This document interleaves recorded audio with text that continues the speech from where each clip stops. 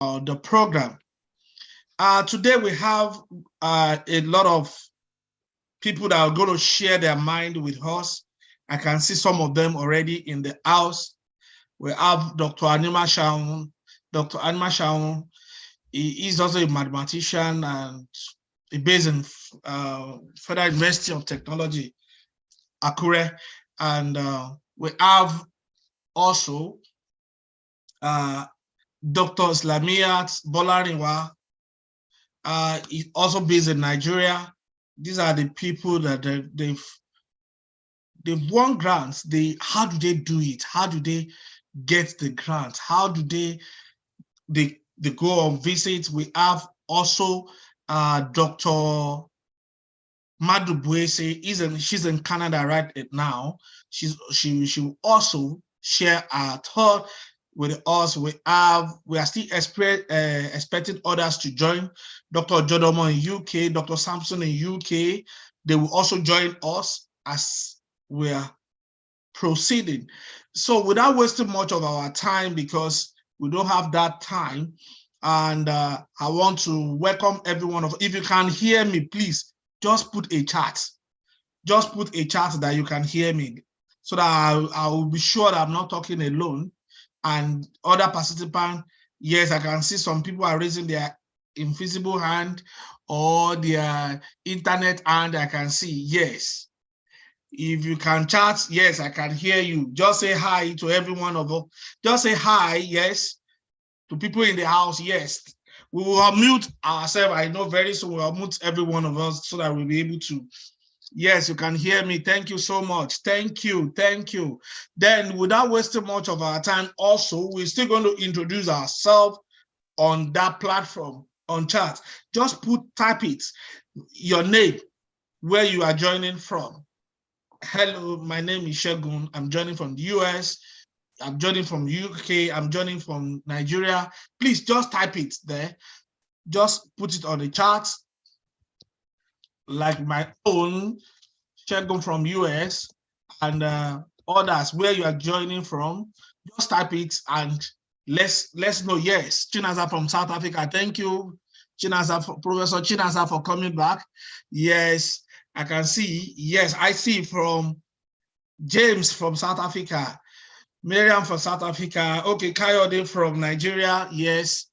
Samuel from Nigeria. Yes. Please just type it on the chat.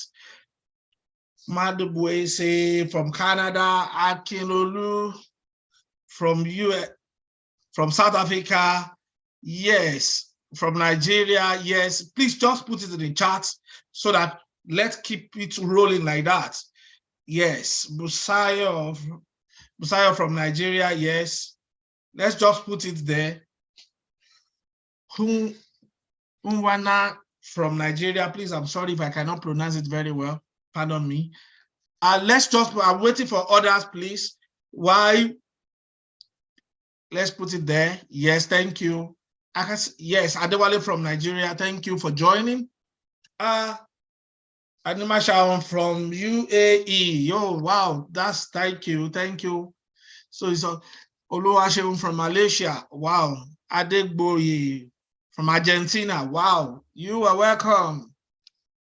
Dr. Adegboye, thank you for joining. So without wasting much of our time, we are moving on to like I told us, we have a lot of speakers today that will share their mind, that will tell us what they are doing, how do they do it, in just a few minutes, so that from then we can start up. Professor Chinaza, are you still there? Okay, if you can join us, then. Okay, you are there now. Yes, sir. Oh, you're welcome, sir. So okay, we can see a lot of people from UAE. Okay, Samson from UAE, Ajoke from Nigeria. Thank you so much for joining this program. Okay, I can see. Just type your name, where you are joining from, so that from then it will help all of us. So like I said, we are live on a private, and we are joining every part of the world.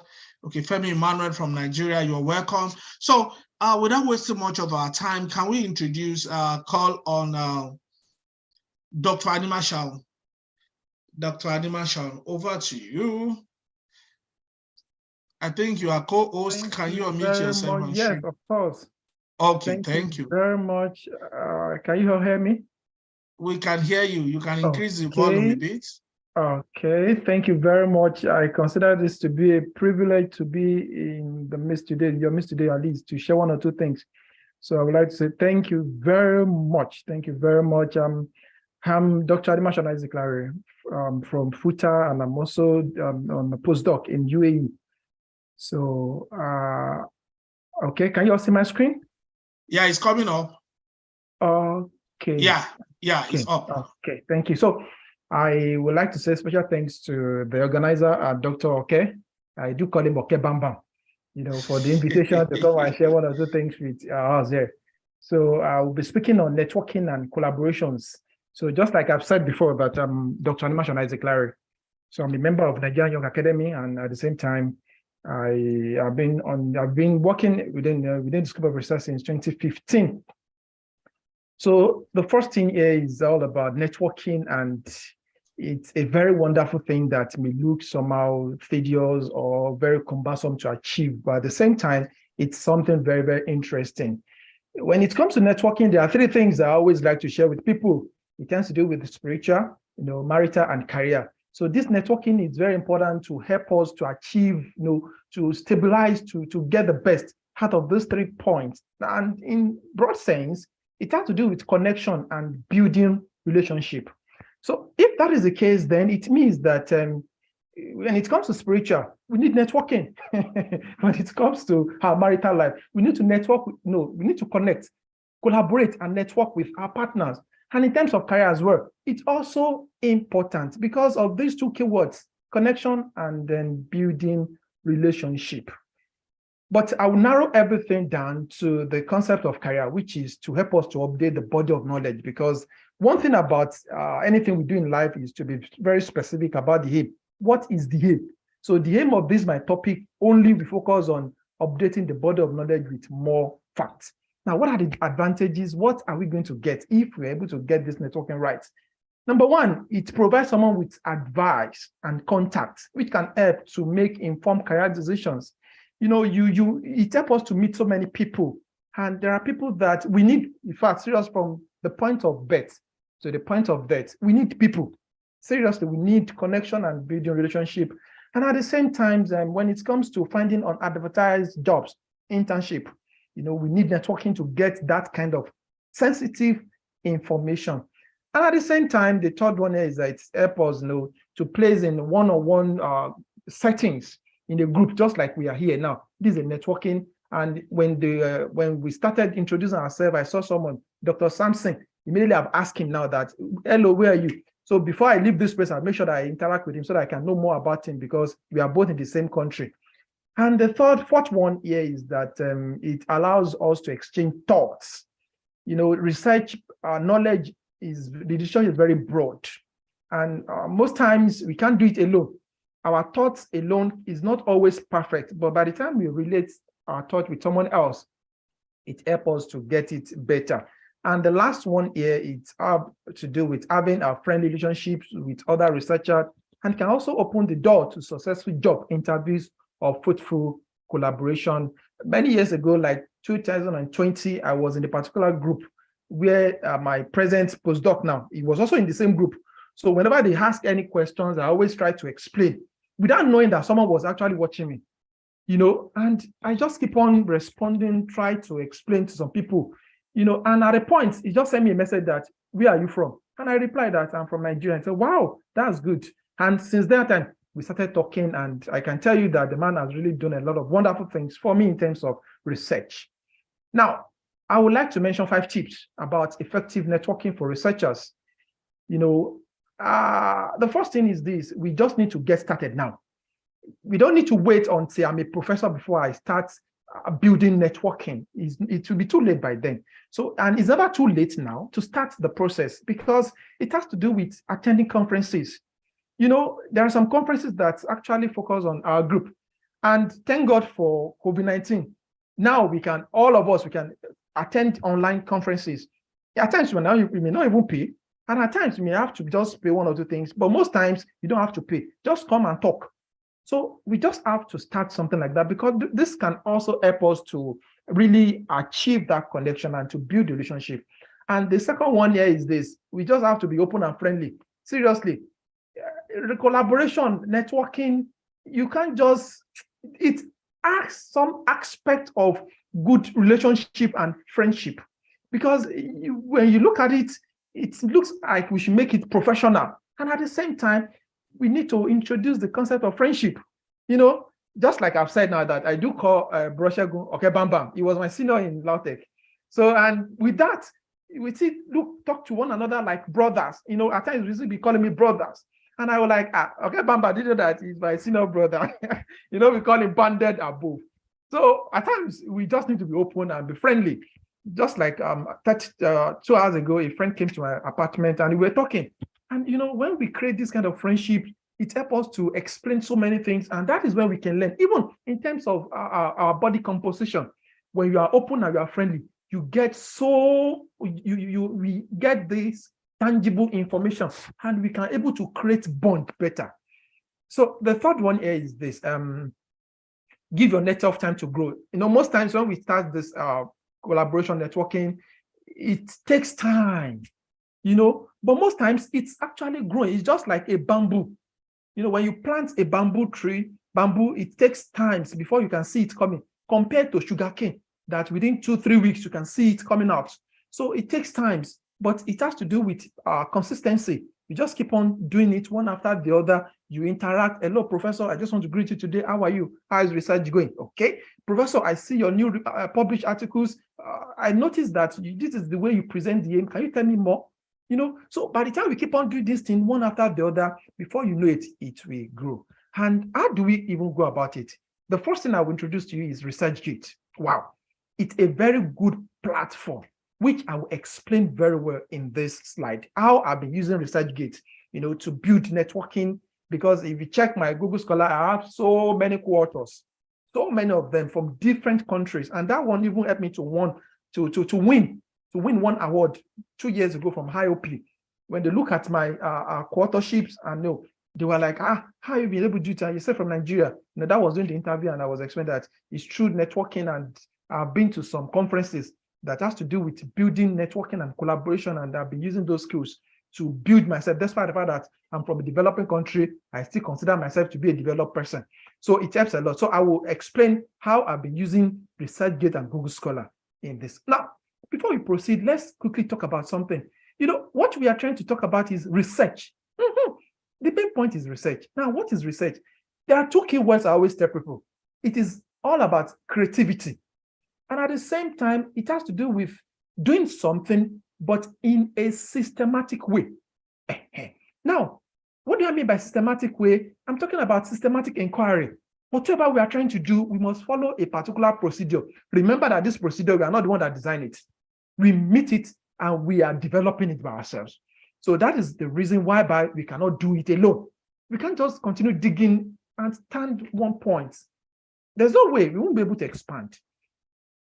We collect data and then we document in terms of critical information. And if you look at these keywords in the definition of research, you will see that it's very broad. It's very broad. Don't do it alone, please. Just let me say it in Yoruba. Ma dashe. If you do bad dashe, it will just get weird, you just get stressed up. So it's very broad. Please don't let us do it alone.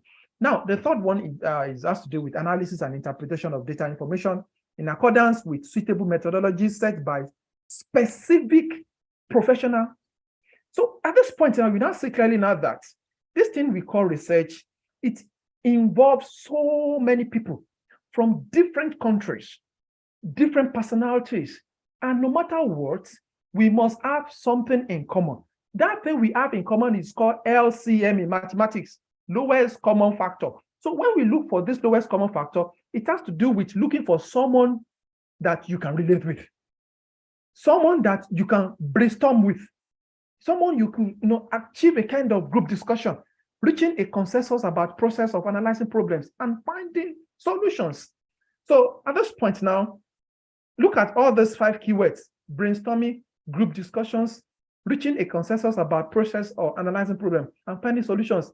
Is there anyone we can do alone? No, we cannot do it alone. Let's go to ResearchGate now. ResearchGate, this is my platform. I think all of us can see it. Now, if you look at this, you will see that it shows my information, and at the same time, you can see questions. Okay. Many years ago, even not many years, just like 5 months ago, this thing called scores, it was removed. Can you see it there?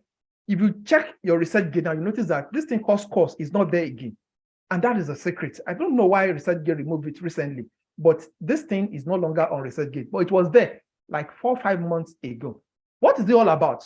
It gives us something like this, which can let us see our activities in terms of asking questions and in terms of providing answer to people's questions.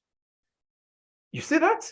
Now, look at this here. This one shows that out of 48.23, I was able to acquire 9.79% of it through questions. I do ask people questions on ResearchGate. Whenever I'm studying and I just notice something technical, I will go on ResearchGate and ask questions, and people always answer. So in the process, I'm able to get people to work with me. So when I post these questions, some of them reply, some of them will send me materials. And by the time I'm reading the materials, I relate back with them. Thank you very much for the information. I'm able to find it very useful. Can I talk with you better? Can we talk more? Can we, most times they don't reply. But the concept of being friendly, I just bring in, and at times some of them reply, and before you know it, research continues. And at the same time, I always provide answers to people's questions. As you can see here, I was able to get 25.11% of 48.23 just because I do answer I provide answer to people's questions. And this is very important. So I will advise us that if you go back to this front page, we see question there. So we can use this concept to build our networking and at the same time to enhance our collaboration skills. So now back to the front page again. There's still something I want to explain about this, and I have been using it to build my network, to build our collaboration. That is a question. If you click on that question, you will see this. Is either you ask a technical question or you start a discussion. Anyone you like, you can use it. Now, look at this now. Someone asked this question that, what is the effect of particle diameter on the nanofield density? Meanwhile, in my published articles, I've provided a lot of answers on this concept. This is an opportunity for me to answer. Then all I have to do is just to click the answer, and I'll provide the answer. And most times, it's the person will reply, and from there, I will continue the discussion. Okay, I can even go and look at the person's profile and look at the recent published articles. Then I can look, okay, you published this article recently. Can you share with me better? Can we discuss about it? And before you know it, you start. Even most times, I use this one to get more citations. You can see the discussion now. Look at my answer now. In the answer, I was able to explain, to post my articles where I actually provided answer to the same question. And I was able to add something again. And I'm very sure by the time the person reads this, there's possibility that the person can cite my articles that, oh, I obtained this answer from this article. That's one citation. Okay. Now, let's proceed again. Just yesterday, 9 hours ago, look at this. Someone asked a question that how to write and publish an engineering book. Wow, it's a wonderful thing. Then I quickly provided answer to it. Look at it. I said, your intention is good, but I guess it's better to revise your intention to read. You want to contribute something significant to the body of knowledge. Around June 2019, I also conceived a thought like this.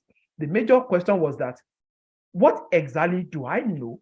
And I would like to explain it better. And I provided the answer. And before you know it, the discussion continues. Now, let me share with you one of the feedback now. Look at the feedback now. You can see this man, April 22. After we've been talking on ResearchGate, he replied to me and he was like, respected sir, greetings of the day. I am so something. I'm a professor from this. And I'm interested to collaboration. This should be, I'm interested to collaborate with you, right? Okay. I'm interested to collaborate with your research. And that was all. And we continued the discussion. And before you know it, things continue like that. And the number 5 now is this. We need to learn this act of posting positive comments on ResearchGate. If you look at this, you see that this is one of my published articles. And then you see the comment 1. Look at this, latest citation 1. Now, you notice that this person here just cited my work. Okay, what am I supposed to do? Am I just supposed to walk away like that? No.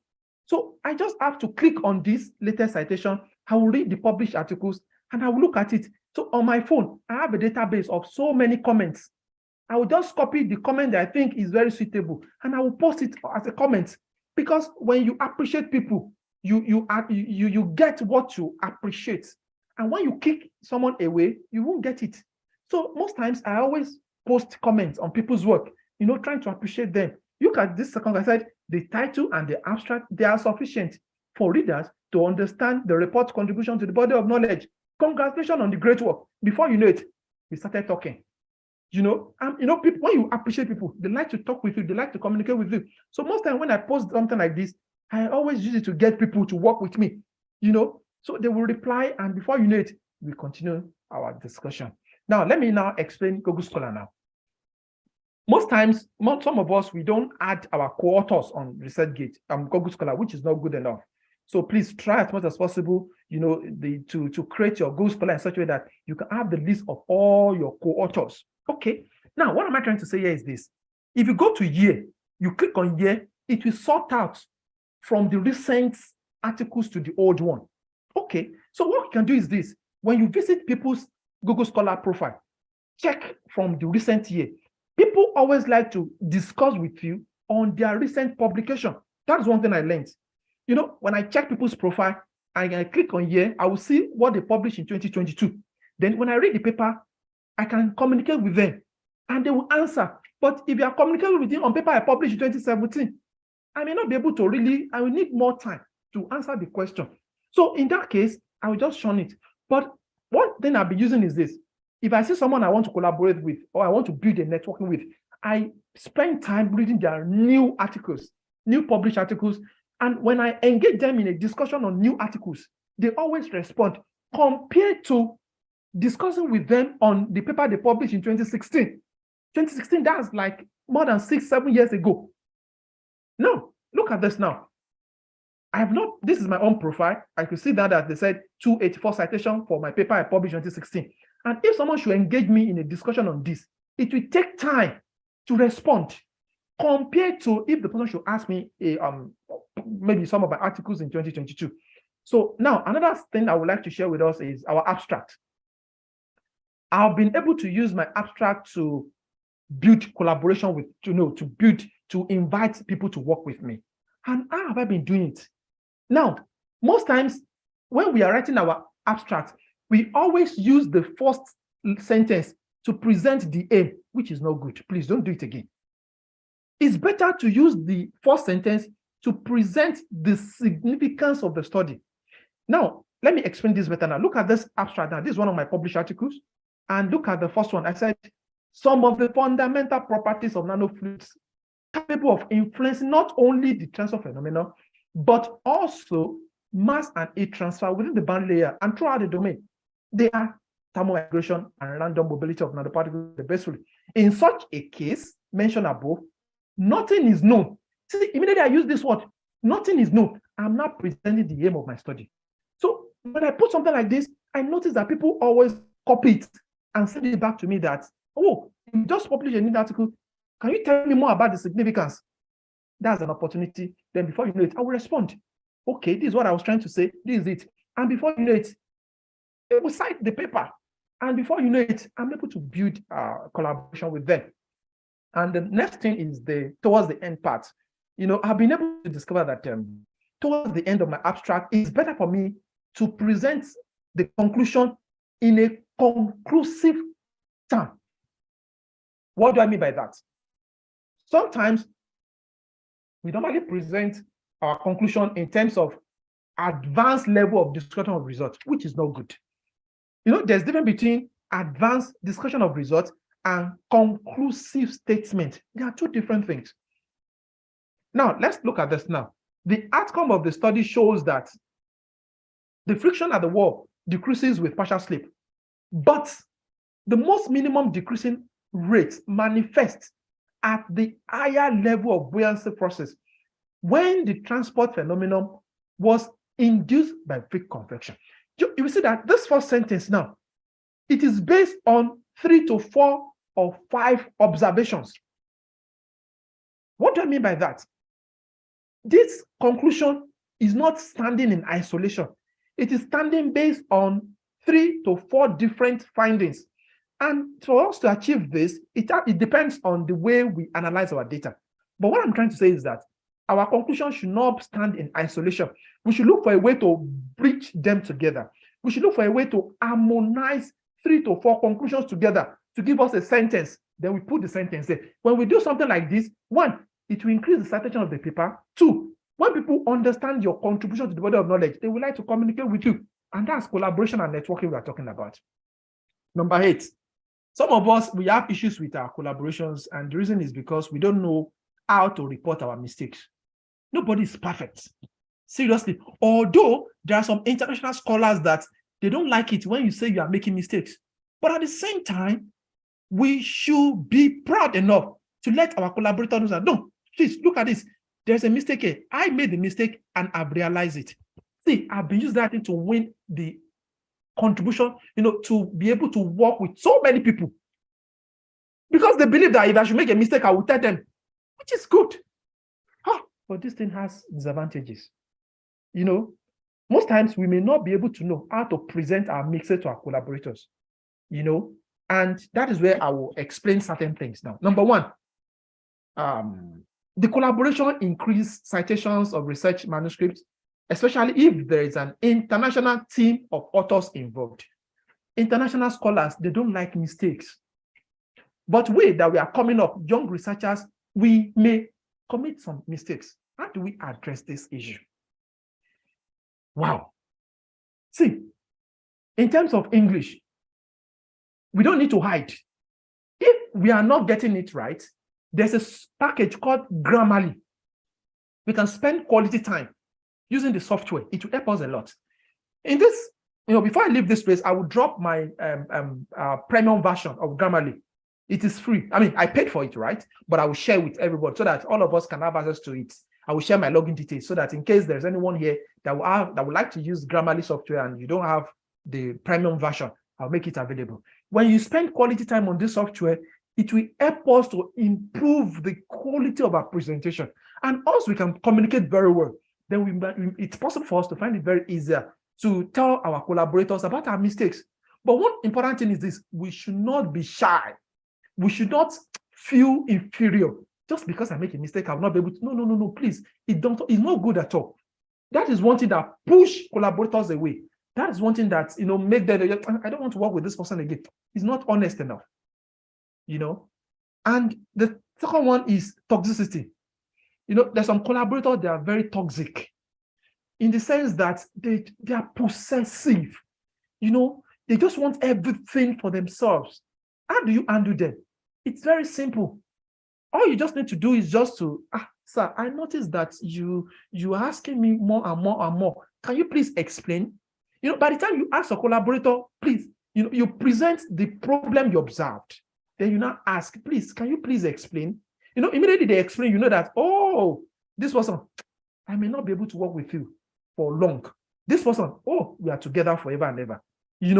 So, and, from some of our scholars that are from Nigeria, there are some situation on ground now in the country that has to do with, which is not really friendly. I'm talking about, the situation whereby we are being treated in a very harsh way. This actually makes many of our collaborators, perhaps some of us researchers, to be toxic. But at the same time, research must continue. So all we can do in this situation is just to let them, sir, please, the way you undo things, please, can you please make it soft a little bit? Hopefully it can work. But I must confess to you, there are many problems associated with collaboration and networking. But the point is this: how can we undo them? I've mentioned 2. The third one I've mentioned now is selfishness. Oh, there are a lot of issues with that. When you are working with someone and you just notice something like that. But what I've been doing is this: I will just call their attention. Sir, I noticed you are saying something like this. I'm not really comfortable with that. Could you please explain to me better? See, by the time you let them know that, please, could you explain to me better? Then you will get to know what to do about the situation. Collaboration is very interesting, seriously. But we have different types of collaboration. For instance, Dr. Okay here, we've been talking for some times, and when he called me that, Isaac, come and speak on this, I said something to him. I said, sir, call me once, I will respond twice. Why? Because of our collaboration. When we talk, we don't need to make ourselves superior or inferior. Collaboration is all about friendship. But we, as a researcher, our intention is to contribute to the body of knowledge. And I've shown to us here that we cannot do it alone. We cannot do it alone. So we need to understand that there are different types of collaborations. All we need to do is that anybody that is interested, we can try to see what is the person's definition. By the time we understand the person's definition, then we can look for a way to harmonize it. You understand? When we harmonize this, it will help us a lot. Leadership style is another problem, which I must mention. We may realize there are some problems with collaboration that has to do with the person's leadership style, or perhaps our own passion. Yes. So I believe in 1 minute's time. Thank you very much. Let me round up now. So all this, there are some problems with collaboration and networking, which I believe all of us we can handle it. But the best way to address it is we ask the person, could you please explain? So let the person explain the pattern to you, then we know what to do. The three most important facets of individual is this: spiritual life, marital life, and career life, which I've mentioned that we need collaboration and networking to improve these three. But when it comes to career, it has to do with teaching, research, and community service. And there is no way you can do these three without collaboration, without networking. We cannot do it alone. In a semester, we are giving a course together with some other people. And there are many things that just have to do with this. And in this presentation, I've been able to call our attention to the fact that there are some things we could do to improve the way we relate, the way we can collaborate. And we should bear it in mind that there's some collaboration that may not last forever. We just need to bear that. And in terms of our spiritual life, John 6:35, Jesus replied that I'm the bread of life. Whosoever comes to me will never be hungry. Whosoever believes in me will never be thirsty. See, this is what we are looking for in research. Most of the thing we are learning, collaboration, networking, is because we want to contribute to the body of knowledge. And someone here is saying that you will not be thirsty. So most of the thing we need to improve our research, to improve our networking, to improve our collaboration, someone is saying it here that you will not be thirsty. That is what we need. And to further explain this, he said, yes, I'm the vine, you are the branches. Those who remain in me, I in them, we produce much fruit. See, that much fruit is what we are looking for in terms of publication. That much fruit is what we are looking for in terms of citation. That more fruit is what we are looking for in terms of having so many collaborators. And someone is telling us there that, come to me, you will get it. Now, the next one is marital life. When we are happy, that's when we can much productive. So please, to those that are married, please let us improve our marital life. When our marital life is improved, is better. See, research is very easy to do. In fact, you can be beside your partner, your spouse, and research aim will come. And you will quickly pick a barrel and write it down. It's very interesting like that. Thank you so much. Thank you very much for the opportunity to speak with you here. You see that if you give me time, I'll just continue talking. I know. That's why. I know. Thank you so much. You can stop sharing. Oh, I believe we have gained one or two things. I don't know whether in your own side you've achieved or you've gained one thing. If you gain one thing, can you put it in the chat? What exactly did you learn from this presentation? There is time for questions. We will still come back to that place. We have a lot of people to share their mind. They are waiting, they are loaded. So without wasting much of our time, thank you so much for talking about collaboration, talking about networking. It's a mind-blowing, and I must confess, God bless you for sharing your mind and your thought with us. So let me quickly call, I used to call Alaja. Dr. Islamiyat, are you there, ma? Can you please unmute us? Yes, I'm here. Aha, yes. I think you are co-host. You can also come on video. Yes. Yes. You can share your screen and you continue If you have any slide, if you don't have slide, if you still want to say it. I have Okay, some. go ahead, ma. Can you see my slide? Yeah, it's coming up. Okay. Can you see it now? Yes, yes. Right. Okay. So, Dr. Islamia, please introduce yourself. Tell us where you are and go ahead with your presentation. Right. Hello, everyone. Good morning, good afternoon, good evening, wherever you are. My name is Islamiat Falashadi Bolarewa. I'm an associate professor of food science at Ladoke Akintola University of Technology, Bomosho. Presently, I'm in Nigeria. Right. First, I would like to appreciate the organizer of the program. Specifically, I want to thank Dr. Oke. I used to call him Dr. Oke. He's my brother, my very, very good brother, for giving me the opportunity to welcome people today on this title, Research Funding and Grantsmanship. Well, I'd like to start by telling us why grant proposal is important for you as a researcher, as a scientist. Why is it important? You may want to know why do we have to write, look for grants for our research? After all, we have been able to publish, we have free publications, we can easily publish. But why is it important? Number one thing is, you don't have to pay back the grant money, and you can get huge, quite a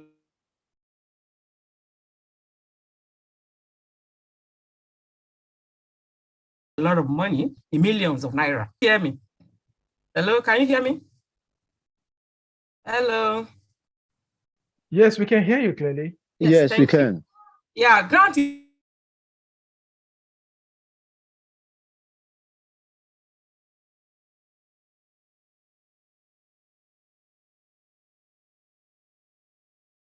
Sorry, somebody, I think I have a problem with my network, but it's now fine now. Can you hear me? Am I on? Hello? Yes, you are. I think it's not work issue in Nigeria, sorry. Yeah, No, like I said, it's good for the economy. What do I mean by that? When you win a grant, there are certain percentage. We have something we call direct cost, and we also have indirect cost. The direct costs involve all the expenses, maybe the raw material you need, including your travel and subsistence, and even your time. They pay for your time. That is, they pay for the time you will spend on the grants, okay, which is like money for you as a person, as a researcher. It's part of what you have to put in the budget. You can also plan to travel to attend 2-3 conferences, depending on how much the grant money is.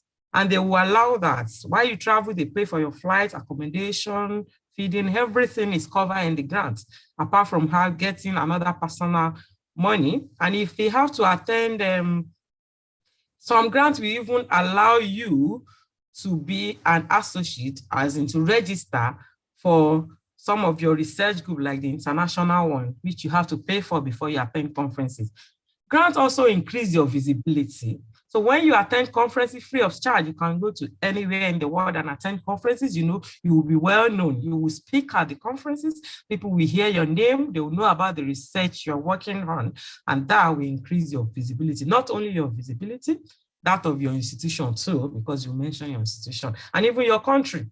So they get to know the kind of good job we are doing as a researcher in Nigeria. Grants the funding will also expand and improve your project outcome and scope.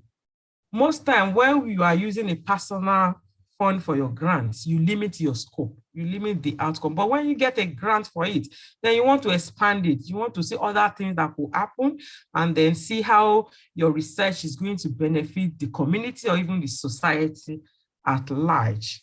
It also leads to social innovation.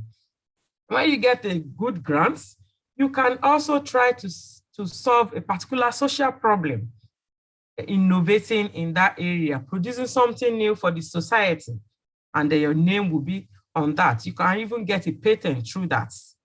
Grants will also make you gain credibility with local and international grant. If you have won a grant before, then it's easier to win more because they want to see, they will ask you, have you won any other grant before? If yes, what is the value of the grants? Once you give them, have you completed the grants? That's the next thing. If yes, then you have a better chance, a greater chance to win this new one you're applying for. And apart from that, grant also leads to accelerated project timeline, because for every grant you have a timeline, you know, unlike using your own personal money to fund the grants. You may just think I can finish anytime, but if you're the grant, then you finish within a particular time, a particular period that is given by the donor. And then that will also help you to increase your productivity in terms of publication. Then grants can also lead to technology adoption. In a situation where you are using your own funding, there are some new technology you may not be able to develop because it's going to be very expensive.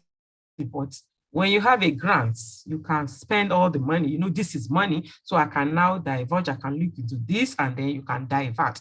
And then you can even bring new things. You can develop new technology that will be useful. So now that you know the benefits, the importance of grants, writing a winning grant, how do you go about it? How do you write a grant proposal that will be funded? The first thing you have to note in writing a proposal is you must first study the founder's mission. So, and then align your aim towards the founder's mission. So the first thing is you search for the information about the founder, what sort of grants do they fund, and then align your own research in that direction. And you must also make sure that the research must solve a particular problem, not just I want to do a research, you just do it for doing sake. No, it must solve a particular problem in the society, in your community, or for a particular set of people, maybe business people, maybe agri people, maybe academia, maybe children, anything must solve a particular problem. And then you have to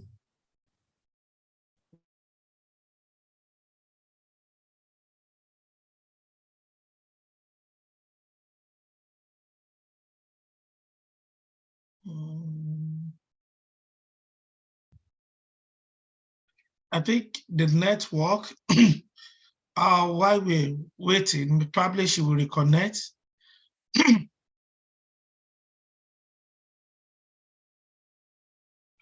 Can you hear me, please? Yes, I can. Sorry, I don't know why. Okay. What you do, Alaja, please, you can off your own video while you continue. So that it will be stronger. Yes. Right, fine. Okay, good. Okay. Right. Can you hear me now? Yes, clearly.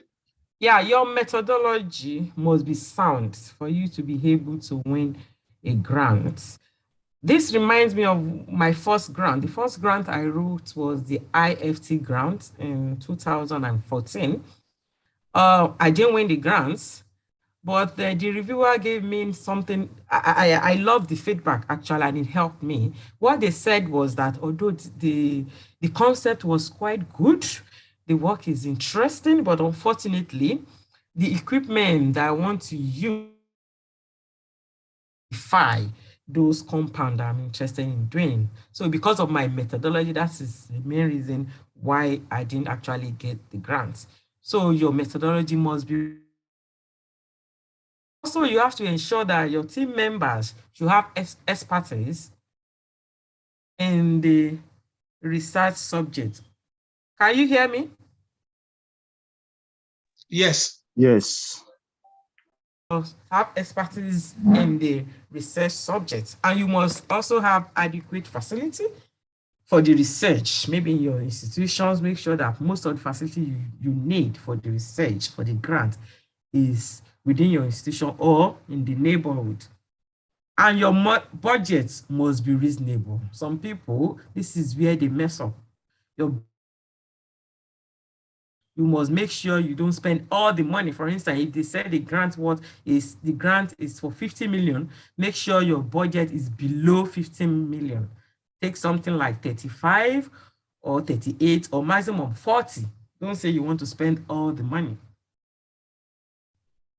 Yeah, how do you now get for your research? Yeah, you can get information from your colleagues, from your professors, from administrators, sometimes registrars, some other people in the institution used to post newsletters about research. To read through some journals in the process of writing articles or a review article, you see that some people will acknowledge. You can see, always read the acknowledgement section. You see where people say this grant was funded by so body. So you too, you can go and look into those bodies and see if you could get something from them. You can also get founder from published or posted announcements. You can get them usually from the internet, but then you have to join them. If you want to get posted announcement, you have to join, subscribe to the founder's website. Then you can get them from your research group. Okay, we all belong to one or two research groups. You know, people used to post something on funding, on scholarship, on this. And you can also get it from institutions' newsletters and from Google search. Like the earlier presenter has said, collaboration is key, actually. You can get it from your collaborator. They may say, oh, let's work together on something. I saw this call on this. Can we do something? And make sure you don't ignore, even if you think the work is not going to be successful, just try. I'll share my experience with you later on that. Yeah, how do you now write a proposal? A grant proposal, what are the outline? What are the major things you need to put? The first thing is the title page. And when you are writing the title page, make sure it is catchy, it is interesting, it is attractive, such that when the program organizer or founder sees the title or the reviewer, they will be attracted to it. They will be interested in the work. And then you have to provide some background information. While doing this, you have to provide some statistics. Why is it that this work is important? What is the actual problem? What percentage of people are facing this problem? What are the categories of people that will benefit from this? What has been done previously? What is new? So, and give those informations with references. And you have to state your goals. What are the aims of your work? What do you set to achieve in doing this research work? And then you have to also provide a research plan. How are you going to go about this work if you win the grant? How will you be able to carry out the work? How will you be able to achieve this, your aim? And then your budget, you have mentioned that. It is very important. It's also critical. Make sure for every budget, if you have a miss, you can provide evidence. For instance, you can look into the internet. You can check the internet for prices of things and put the link. That will make them trust you. They click it, they will say the link. Okay, this is also amount they sell it on Amazon. So put the link, the references. If traveling is there, put the airline you want to book. What is the amount? What is this? Because you will put it in the budget as well. So when they see that, they will trust you that this person is faithful. Then you also have to provide information on the qualification of staff. And that's where they will say that, okay, these people are competent. They can actually do the work. Okay, you have to put something like their CV. They want to see their CV, recent publications. And then you also have to put the grant they have won before. You want to know, okay, is it international grant? Is it local grant? What is the value of that grant? You want to see it. That's for credibility and for integrity's sake. Then now getting started. You know the outline, you already know, you are ready to now start writing a proposal. What do you need? One thing that is very, very important is that you should start early. Start about 6 months in advance to the call. Because if you say the call is around the corner, you want to start, you're not going to meet up. But there are so many things you have to do in writing a proposal. So start early, about 6 months ahead. Form your team. And then ruminate about, you can think about what you want to work on now, and then look for funding or look for funders, and then start early before the call is out. That will make you ready before the deadline. Then you also have to read and digest the funding body requirement. This is very important. Every funding body has their own requirements. You need to know, what do they want? How do they want me to fill the form? What are the required information they want in the form? And follow it to the letter. Be meticulous while you are writing your proposal. Then you also need to look for grants that have been funded by your proposed funding body. This will serve as guide or template for you. You know the kind of grant they fund, how it's written. You can get this information on their website, or you can contact the program officer to ask for a grant that have been funded by the organization, and they will share it with you. Like I said, you have to be meticulous in your writing. You don't need to use big grammars, but use simple and good grammar that the viewer would understand easily, and they will know what you're talking about. So you can also incorporate, it's very good to incorporate a Gantt chart. A Gantt chart is just to show the timeline. And while you are doing that, also show the milestones, okay, you are going to achieve during each objective within a particular period. Yeah, these are examples of grants that I've won. The first one, I was not the principal investigator for the first one, is on perception. You can see, we realized there is a major problem. That was in 2016. We have yellow cassava, because I'm a food scientist, sorry, I have to tell you something that has to do with food. So we realized that there's this biofortified cassava, but farmers are not ready to plant them because they don't know the importance of this cassava. They don't even know how to process it because they believe the yellow cassava deteriorates very fast after harvest. So we decided to write a proposal on perception, utilization of yellow cassava, and evaluation of the processing method in Oyo State. So I work with people in agriculture, an agricultural extensionist, and myself as a food scientist. This is a collaborative work. And then we train people on how to utilize yellow cassava, producing different products from it. And we encourage them. This motivated them to cultivate the product and then to even produce some other product. This research is actually a tertiary education trust fund, TED fund, international institute-based research.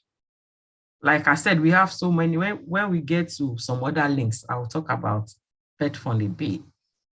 Then the other one is on production of high protein food from aquatic plant protein isolate. This is quite new. We won this one in this year, September. We actually submitted in August, and then we won it in September. This is quite short. Remember the other time I said, well, you should start early. Okay, but then in some cases, you just see a grant. This is just from a friend in the UK. He just said, hi, Islamiat, can we do something on this one? I almost discouraged him because I'm just feeling, you think this thing will work? We have very limited time. This is it. He just said, put something down, and let's try it. And we try. In fact, I wrote it within 5 days, and I asked him just review and submit. I'm not going to read it again. And so we did everything within 7 days, and we won it. So no, it's not in every time that you have enough time actually. So this is Innovate UK research, and presently I'm in Abuja. I want to present this research at the Feed Nigerian Summit in Abuja now. So the next one, this one took us about a year. We wrote this one during COVID-19. This is on development of sustainable post-harvest technology for agri-food in Nigeria. Actually, this is AAKTP. AAKTP means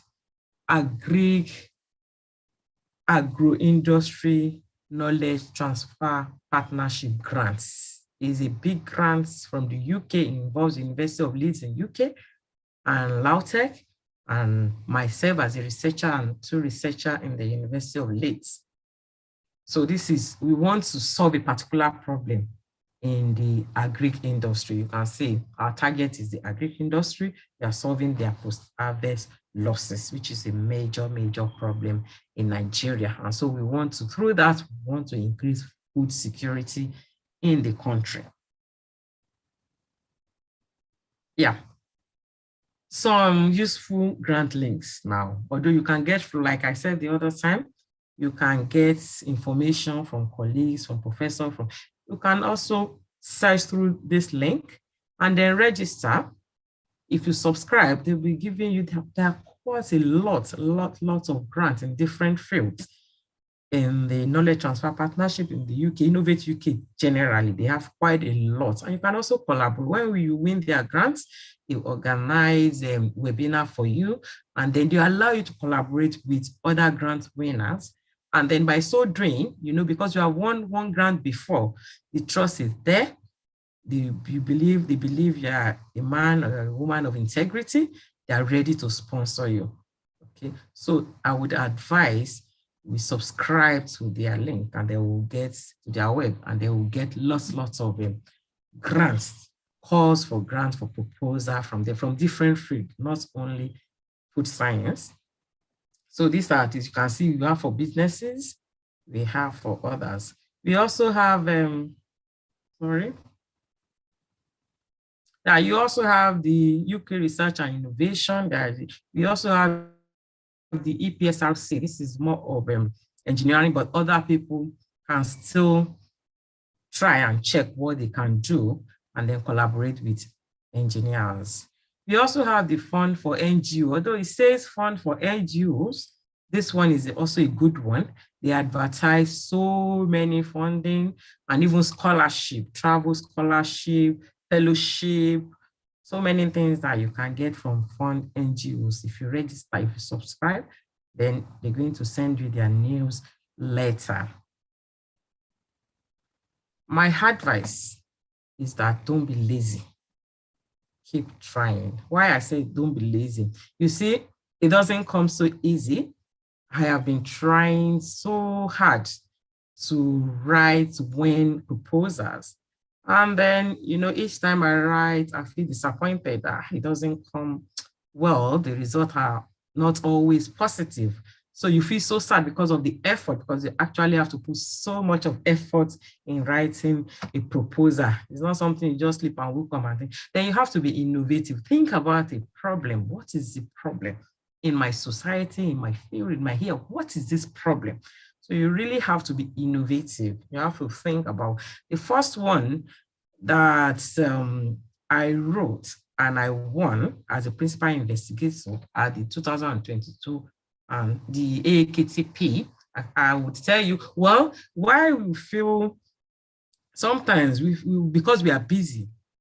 As academics, we are always very busy. You don't have time to really think. That is a major problem because you do personal research, you do administrative, you do so many things. But the first one I won, I realized it was during the lockdown. It was in actually 2000. Was it 2000? The COVID time, yes. 2020. 2020. Thank you. I was just saying 2020. You know why I was able to think?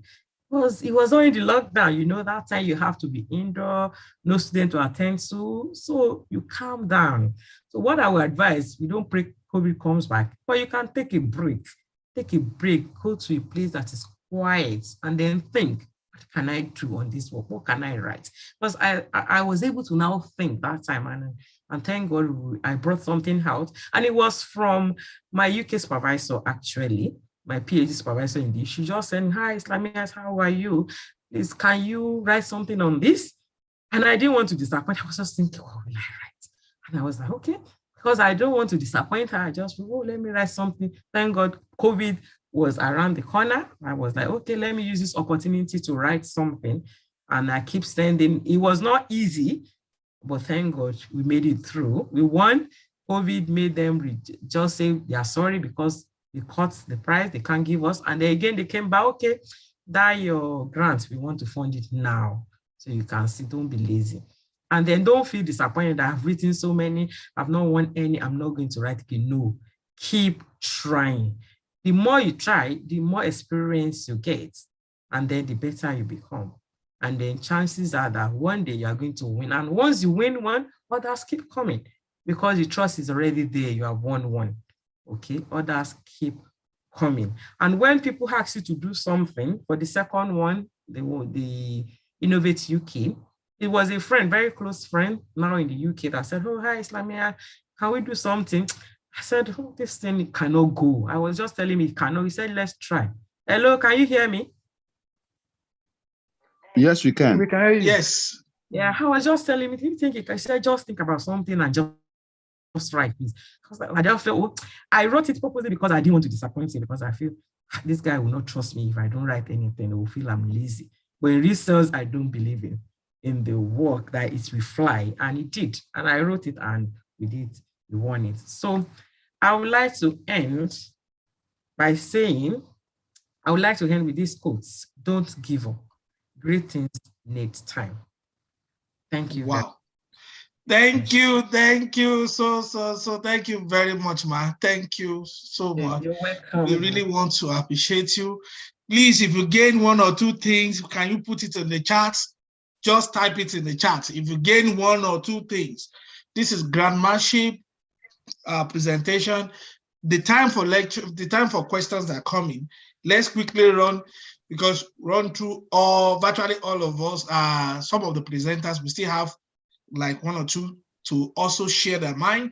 And I believe it's a very provoking presentation. I must tell you, I'm learning a lot. Don't be too lazy. Don't give up. Yes, thank you. Don't give up. Keep writing. No matter how difficult it is, find time. Don't worry, the slide we will try as much as possible to make the slide available for all of us. After the presentation, I will get the slide and we'll pass it across to as many that have sent their request. Please, I want to beg you, every one of us, this is not a showcase. We are not showing the talent. We are just encouraging one another. Try as much as possible. If you have not been doing it before, it is not too late. It is the right time. You are here when you are listening. It is a high time for us to let's try as much. Don't let that particular secretariat work or administrative work take your career from you. You can still achieve so many things. God bless us. Without wasting much of our time, I would like to call Dr. Samson Oyeyinka, all the way from United Kingdom. If you are there, sir, you can come up on the floor. Yes, over to you, sir. Good evening, everyone. Good evening, Dr. Okay. Thank you very much, sir, for this opportunity. To be honest, I was thinking that we're going to be doing more of discussion. So when I saw the first presenter, I was shocked. I said, "Samson, you are not prepared." I thought it was going to be a discussion and engagement where we'll talk. But while the first person was talking, I quickly brought out my system. I said, "Samson, let me just do something." So I want to apologize ahead of time to say that I may not be giving you something very, very loaded, but I'll try as much as possible to see if I can touch a few things. So I just did this in less than 5 minutes. So don't mind me if I'm not able to give you something very strong, but I'll try. So once again, I'm Samson and I'm with the University of Lincoln. I want to talk on good publications and citations. Can you see my screen? Perfectly. Thank you very much, sir. So I want us to engage a bit. I don't know if you can see what is on the screen. If you can see it, you can pop what you can see on the screen. If you want to say it, you can say it out. If you can see my screen, you can tell me what you can see. You can unmute yourself and tell me, at least one or two persons can try. What can you see? Opportunity is now here. Okay, that's one. Somebody else want to try?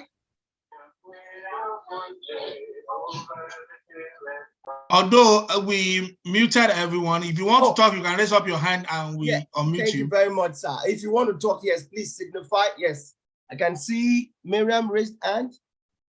Somebody saw, yes. Opportunity is nowhere. Thank you. Opportunity is nowhere. So I think that, thank you. I think these are the two options. Maybe others can engage later because of time. So in this slide, we have opportunity is nowhere. And we also have opportunity is now here. Now, what you achieve in life is a function of what you can see. And can I say this quickly? From all the two presentations, we have been presented with opportunities and you want to grab them today. I want to encourage you, ask questions, engage when it is time, and seize every opportunity to maximize them and grow. And that's the summary of this slide. So what is a good publication? I don't have a very perfect definition, and I will not attempt to define, but I would be talking about some of those things that makes a publication good. So what is a good publication? What is a good citation? How do I improve my publication in terms of quality and quantity? And if you see, I have decided to start with quality and then quantity. In academic and research, there is this slogan or slang, if you don't publish, you perish. So, and then we will conclude. So what is a good publication? So here I said, I don't have a perfect definition, but in the context of academic and research space, we are looking at a good publication is one that has a very, an experiment that has been properly designed, that is apt, very good, one that is published in a good outlet. Now, I use the word garbage in, garbage out. Those of us in computer science will understand that whatever you feed into the computer system as a data, it is processed and it gives you information. So if the data is wrong, the information that will be produced will be wrong. Therefore, we want to be careful of what we put into our publication if we really want to make it a good one. So I said, to define good publication, you have to look at the outlets. For those of us in Africa, broadly speaking, we have several publication outlets. There are different journals. Some of them are published within the kitchen. Some of them are published right there in, I'd say, published in houses or homes. Different people have publications, outlets to make money. Yes, there are good journals that also get money. Don't get me wrong. But if you really want to have a good publication, you want to look at good outlets. You want to look at Scopus indexed journals. You want to look at good publication outlets like Wiley, Springer, Elsevier, Plus One, name them. There are plenty of them. You have the MDPI, and some of them charge money, like I said, some do not. Many journals are transiting from the normal journal to open access where you need to pay. So you need to watch out for the outlets. You want to avoid predatory journals. Now, identifying the problem. So what again is a good publication? It's a publication that has identified a problem. When Dr. Islamiyah Bolaira was speaking not too long ago, she mentioned, solving a problem where you want to write a grant. The same thing applies to publication. We want to look at the conclusion of the paper, for example. Most times when you look at the conclusion part of the research, they state specifically what they expect to do in the future. And that can be a problem for you, as a starting point for a new research. Then writing the manuscript is also part of the good publication. Now, I said here, you can do a good research and write a poor quality manuscript. I have an experience I'm going to share for those of us who know Akara Egbe. Those of us from Nigeria would know Akara Egbe. It's called Akara Ogbomoso. I did a research, I think in 2018, just after my PhD when I got back home. And I do everything possible that I should do in that research with an undergraduate student. But when I wanted to publish it, because I wanted a Q1 journal, I wanted a high impact factor journal, I tried to No, look at the guideline of that man, of that journal. So I'm going to get that shortly. How do I improve my publication? And I begin to round off. So I package the title, make it captivating. I try to write the abstract in a way that it will enthuse the reader. It will enthuse the editor, because that's the first person that reads your manuscript. And what they read most times, they don't have time to read the entire manuscript. They look at your abstract, the highlights, and see if it fits into the journal scope. If it doesn't, it will be rejected. So very, very key. So I packaged it and I published in a very good journal. And that journal has been, that publication has received a lot of citations. So that's another quality of a good publication. Then I talked about the good abstract and captivating title. Don't forget that. And lastly, here, under good publication, I said, don't strive for perfection, but rather excellence. You want an excellent work. You may not be perfect, because most times, Grammarly, I like the first presenter, I talked about using Grammarly. That I've always used and I encourage my students to do. When you write, you are under pressure. Some semantics are wrong, punctuations are wrong. And you know, as a reviewer, I've reviewed for several journals. One thing I pick up in most manuscripts is the fact that many people do, last minute work on their manuscript, and you see several errors. And if, as a reviewer, rather than focusing on the content, you are correcting mistakes, you may be pushed to reject such manuscript. I've done that a couple of times.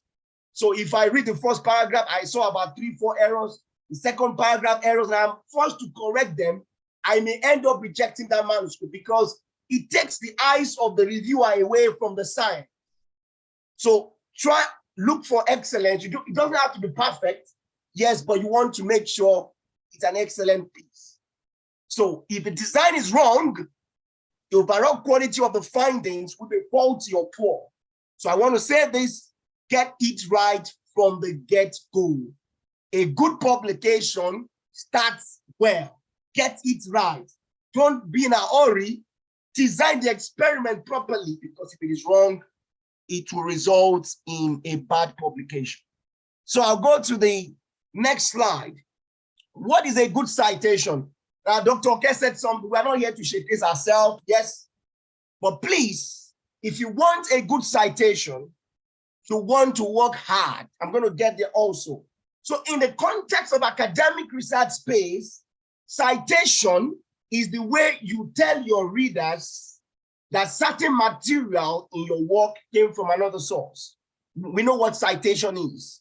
But now, personal citation and citations from other researchers can grow your citation as an individual, as a researcher or an academic. Now, I said the word good is relative here again. Remember, it's just to qualify the word citation. So what is good in Zimbabwe might not necessarily be good in the US.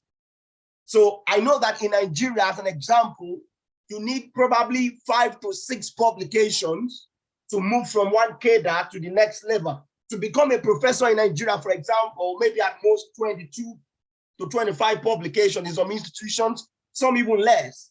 A lecturer 2, probably to lecturer 1, you need about 8 or 10 publications. It might be changing, but that's what has been the trend for some years.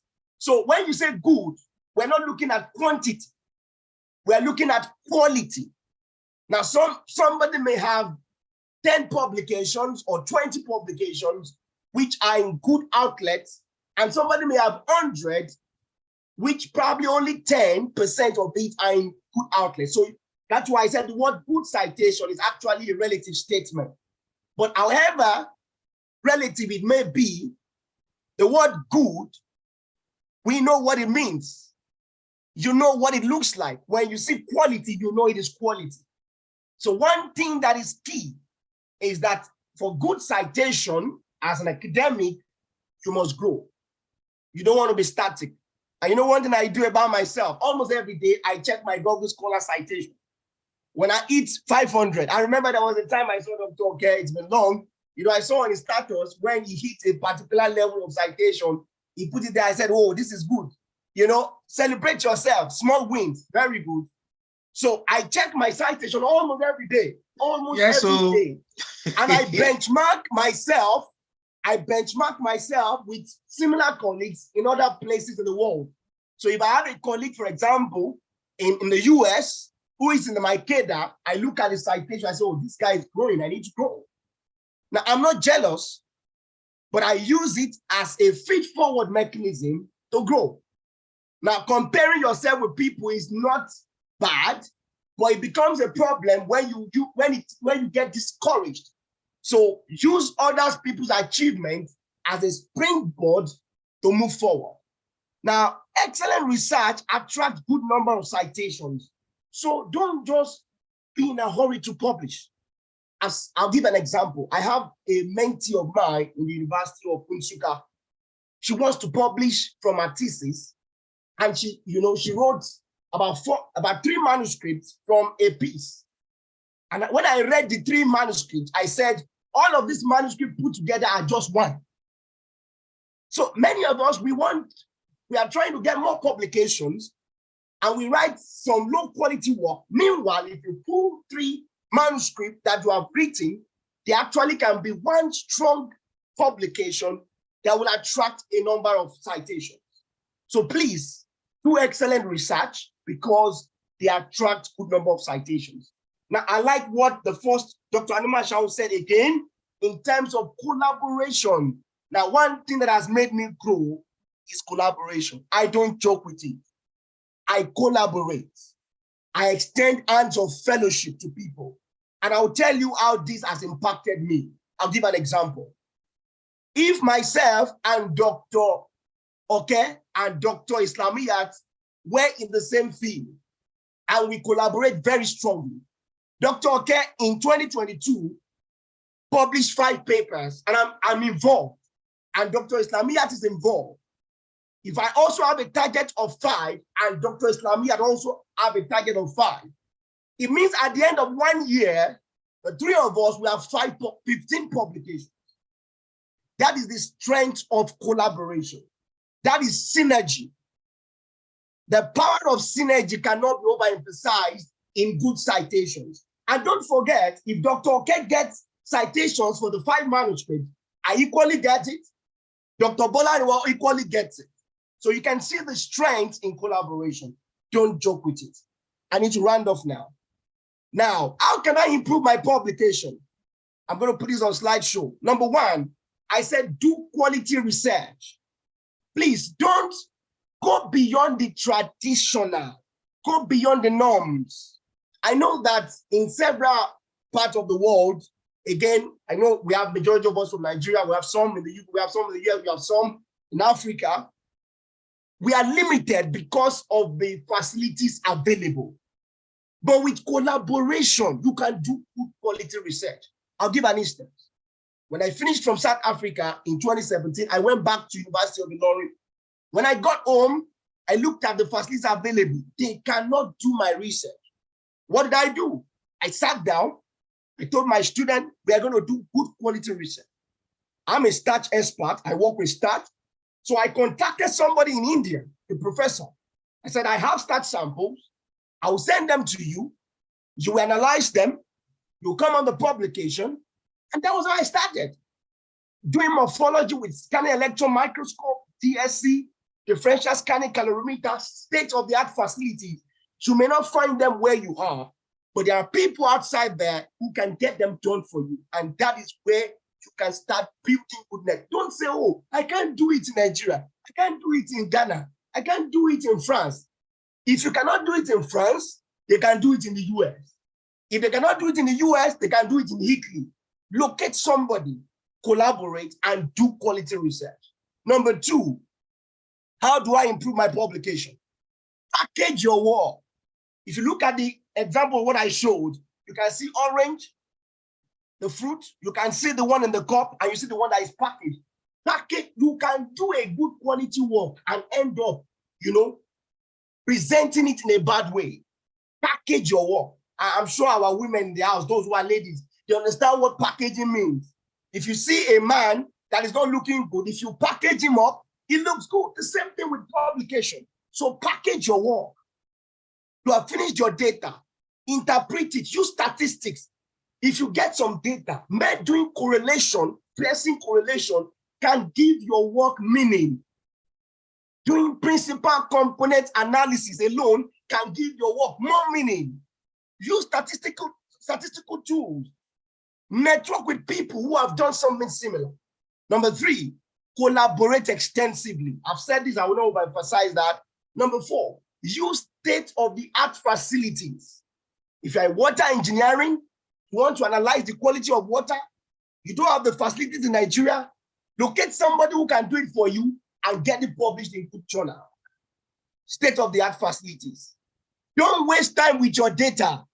Now, I'll say this quickly.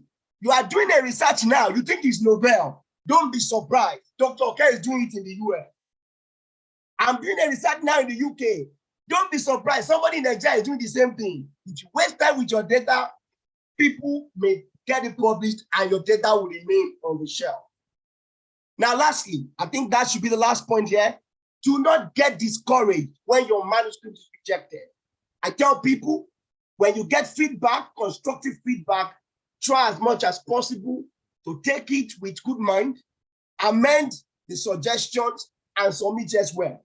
I received a manuscript from somebody, from a journal rather, and I saw the authors. I'm sure the authors know me very well, and they sent it to the journal and nominated me as a reviewer. When I read the manuscript, I was not happy. This is complete nonsense. This was not properly written. I said this should have been, they had good data, it was poorly written. Several mistakes, there were wrong citations that did not exist. And I said, wow, why would you do so? I gave them constructive feedback. I didn't reject the paper. And I said, major revision. And the journal, probably because of other comments, rejected it. And 1 week later, the same manuscript was sent to another journal. Please listen carefully. Another journal, I saw that the same manuscript, without the comment I gave, was sent back again to another journal. I rejected it immediately, outrightly. I sent the same comment and I rejected it immediately. Where I'm going is this: when you get feedback, don't joke with it. Correct it and send it elsewhere. Don't be lazy. Dr. Bolaniwa just said that now before she finished. Don't be lazy. Good things does not come easy. And I want to conclude with this. Do innovative research. Start with fundamental research. If you're an academia, choose your undergraduate student. Then proceed to do in-depth research. You can involve your postgraduate student. Go molecular. Go down deep. Find out more. Don't scratch research at the surface. If you're working with water, for example, you have analyzed and you saw that the water pH was very high. The next thing is, why is it high? Why is it high? If you're in food science space, it's not for approximate mineral. You want to go deep. Fatty acid profile. You can't do it. Extend collaboration. Lastly, after you have done that, then you want to begin to look at collaborative research, both local, national, and international. That can result in patenting and producing innovative products through value addition. As I close, summary of what we have said today: work hard, collaborate, and love God. Now I'm adding God. You know, people say, those of us from Nigeria, we like God, God, God, God. Yes, there's a God factor in everything. And the reason is simple. I've published severally in some journals, they rejected. I did my corrections. And before I sent it, I said, God, this one is not coming back. And I've seen it went through. I have worked hard and collaborated, and there is a place of prayer. I want to thank you for this opportunity. Any questions, please, I'll be happy to answer. Thank you. Thank you so much, Dr. Samson. Thank you. God bless you. This is powerful. You know what? We will put all the questions at the back. Let's quickly hear, before we round up, I know the time is not on our side. Professor Jodomo, are you still there? Can you unmute yourself, sir? Over to you, please, before we now make the comment generally. Over to you, sir.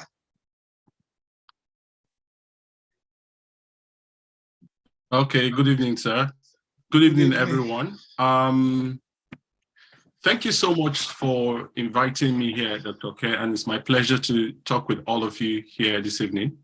I just want to nice talks and excellent presentations from the earlier speakers, and I think they've said virtually everything that this Researcher Summit is really about, and I really want to thank them for their various presentations. So I don't have so much to talk about with you, but rather than to talk about securing competitive international research fellowships. And I just feel that I should specifically discuss this because I understand, I see on the platform that we have a lot of researchers and all that looking for various fellowships, fellowship opportunities and all that. So I believe a couple of us as well have also applied for various fellowships. And I just want to use my experience as a former Marie Curie fellow, because after my Marie Curie fellowship, I joined the University of Teesside University, which is my current affiliation in the UK. I've also had the opportunity to be awarded a Japan-based fellowship, which is the JSPS. I've also done a couple of fellowships here and there. And I've had the privilege of being mentored by people that gave me clues that helped me. And I think I should just share that with you here today. So permit me, I will be using one of my most and the hard-fought fellowships that I've won as a point of contact. And I believe whatever knowledge that I'll share based on the Marie Curie Fellowship would help everyone here today, especially for those of us that are still at that phase for postdoctoral research opportunities and also for the upcoming postdoc candidates. So therefore, I want to use the Marie Curie Fellowship, which has been one of the top fellowships that I've had to win in the immediate past as just an example. And with this, I think it will cover mostly all the fellowships that you want to apply for. So one of the first things I like to talk about here is the fact that Marie Curie Fellowship, just like every other fellowships, it's not just about Marie Curie Fellowships, very competitive, and therefore a successful proposer definitely has to showcase an excellent science, just like what one of the speakers said in the research funding and grantsmanship. So you need to present an excellent science, a show of excellent science and knowledge. Then the fact that there's also the opportunity for training and huge potential for transfer of knowledge. Then you need to also demonstrate in your proposal that there is a good and relevant host institution and scientist in charge, sort of a mentorship sort of plan and arrangement, because you want to step into the fellowship in as much as it's about you trying to, which is about, it could be about discovery science or doing something highly impactful, but then you also need a mentor, an experienced person who also has all the connections, all the links, all the facilities, all the resources to make sure that you achieve what you're proposing. Then the researcher as well, you need to demonstrate the real potential. And how do you demonstrate this potential? You need to do this basically throughout your academic time and sojourn, where you you publish papers and also attend conferences, pretty much like what every other people that, yes, you have the research capabilities, you have the research experience.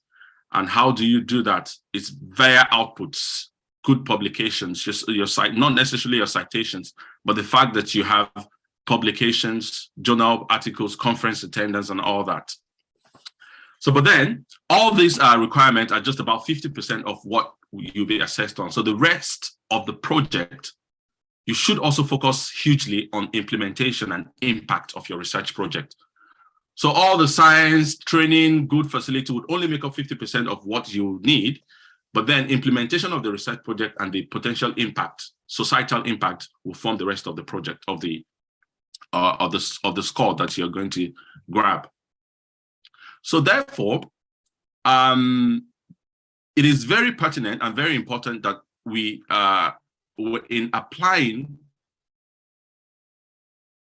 or in preparing your grants, you need to give them what they ask for.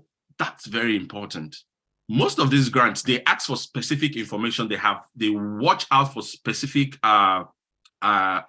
points. And if you do not present these points, you're getting marked down, you're reducing your potential scores. So therefore, how do you know what they are asking for and how can you give it to them? You need to read the guide for applicants. It's very important. It's pretty much like the way you have to read a manual for whatever, an electronic, before you operate it, in order for you to be able to operate it correctly and also be able to tackle any issues that may arise.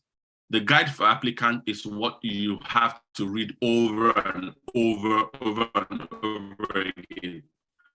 I mean, to tell you quite frankly, I read the guide for applicant of most of this fellow every line, and I interpret every line and look for how to get any of the lines that is ambiguous in meaning or whatever the way it is written. I tend to look for interpretation. So that's your what you need to do, the guide for applicants.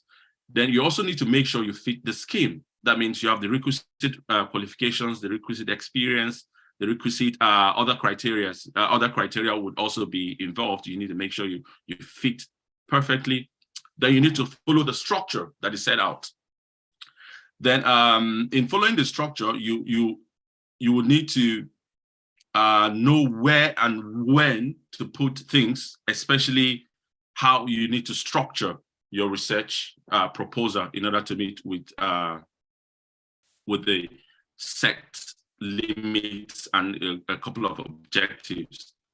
Then also, basically, it's just give them what they ask for. Obey everything that they say. All the guidelines, all the instructions are very important. If you flout any of them, that definitely will not give you, it won't give your candidacy a very good outlook. So what are the evaluators looking for? Because I found out that the success to your success to clinching or being awarded a fellowship is you having to impress the evaluators, because you need to tell them what they're looking for. They have their set criteria. So therefore, for most of these fellowships, they also tell you your evaluation criteria. And therefore, you need to check that out very importantly. So you need to see, how is my application going to be evaluated? That's very important. And that begins to give you some sort of ideas on the things you need to really put in your proposal. So it's very important. I remember for me, for the JSPS fellowship, the evaluation criteria actually gave me the opportunity to select the proper category for application for me to apply my for my fellowship, because I wanted to apply under natural sciences, but there's also mathematical and physical sciences and life sciences and all that. So I went there to look at the evaluation criteria and also the evaluators, the panel, and I felt, wow, this panel is made up of a lot of people from the physical sciences, especially mathematics and all that. And this is not going to go well with me if I'm coming in with some chemistry background and some biological background. Then I swiftly moved into the other life sciences, and I believe that also contributed a lot to me making the right decision or the right steps to winning the fellowship back in 2019. So therefore, my message here tonight for everyone, and it does not even apply only to my recurring fellowship or the international fellowships.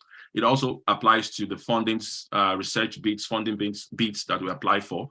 So it's very important that we learn that learn to do as you're told. That's very important. So it's very important for us to learn to do as you're told, and therefore.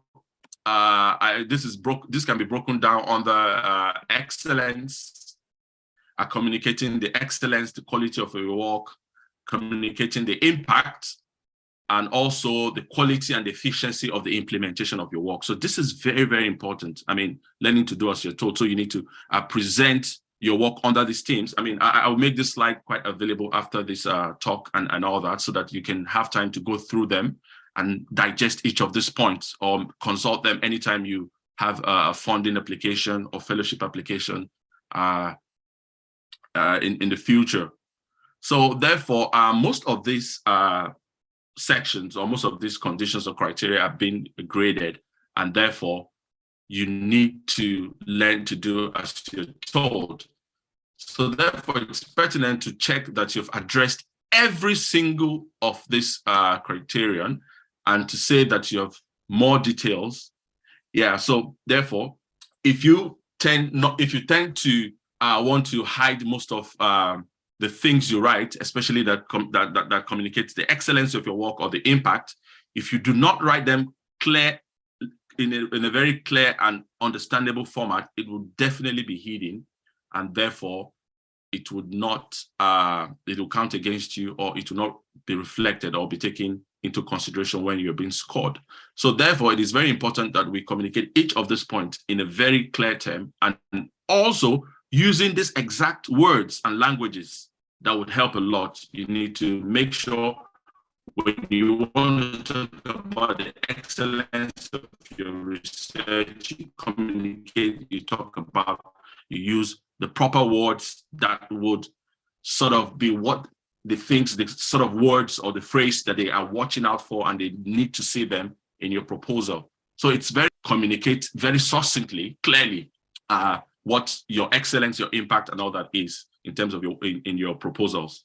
So it is also very good. I mean, this table gives a very good and absolute guide, and therefore it is very, very important, and it states very clearly we have to supply exactly what is being asked for.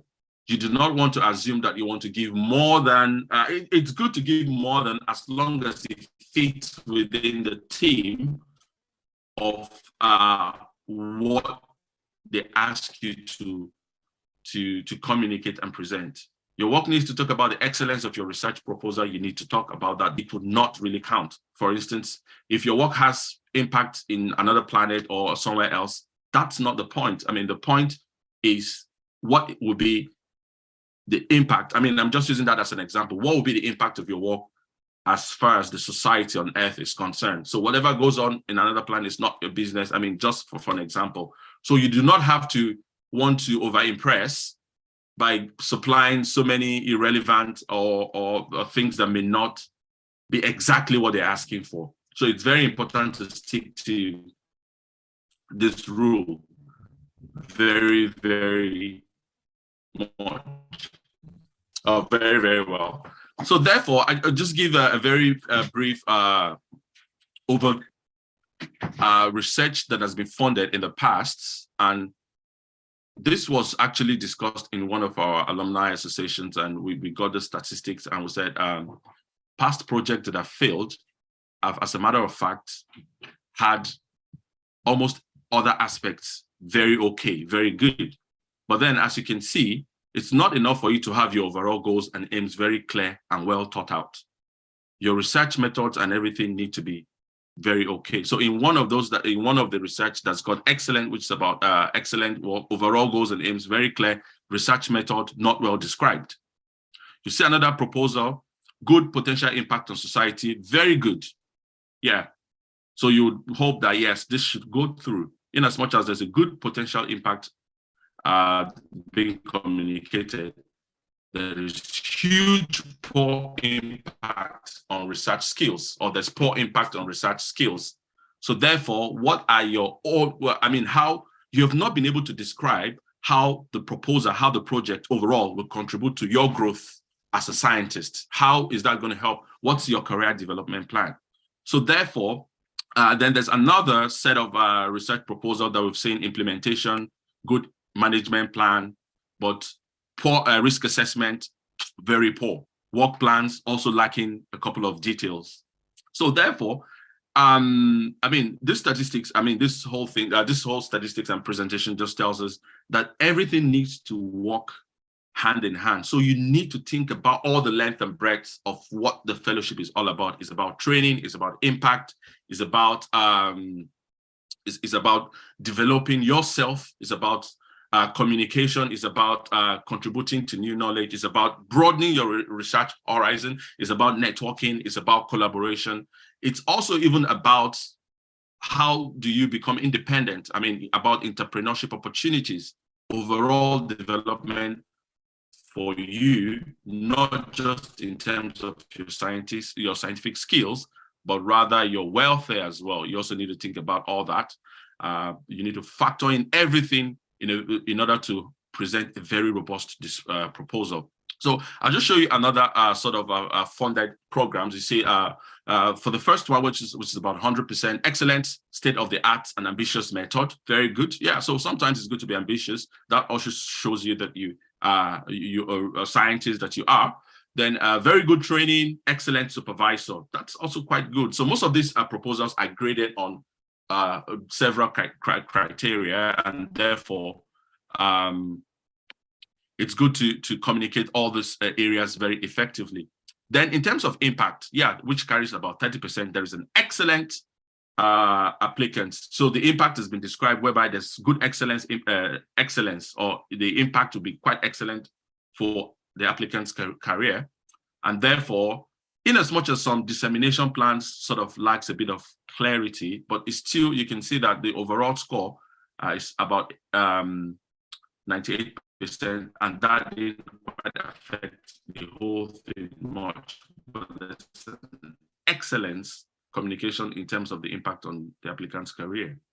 Then for implementation, in as much as fieldwork is not properly described, but then that's not okay. So it means setting some things may be considered as being as trivial, but there's other things that need to take center stage that you need to make sure they're properly described and well presented and articulated in your proposal.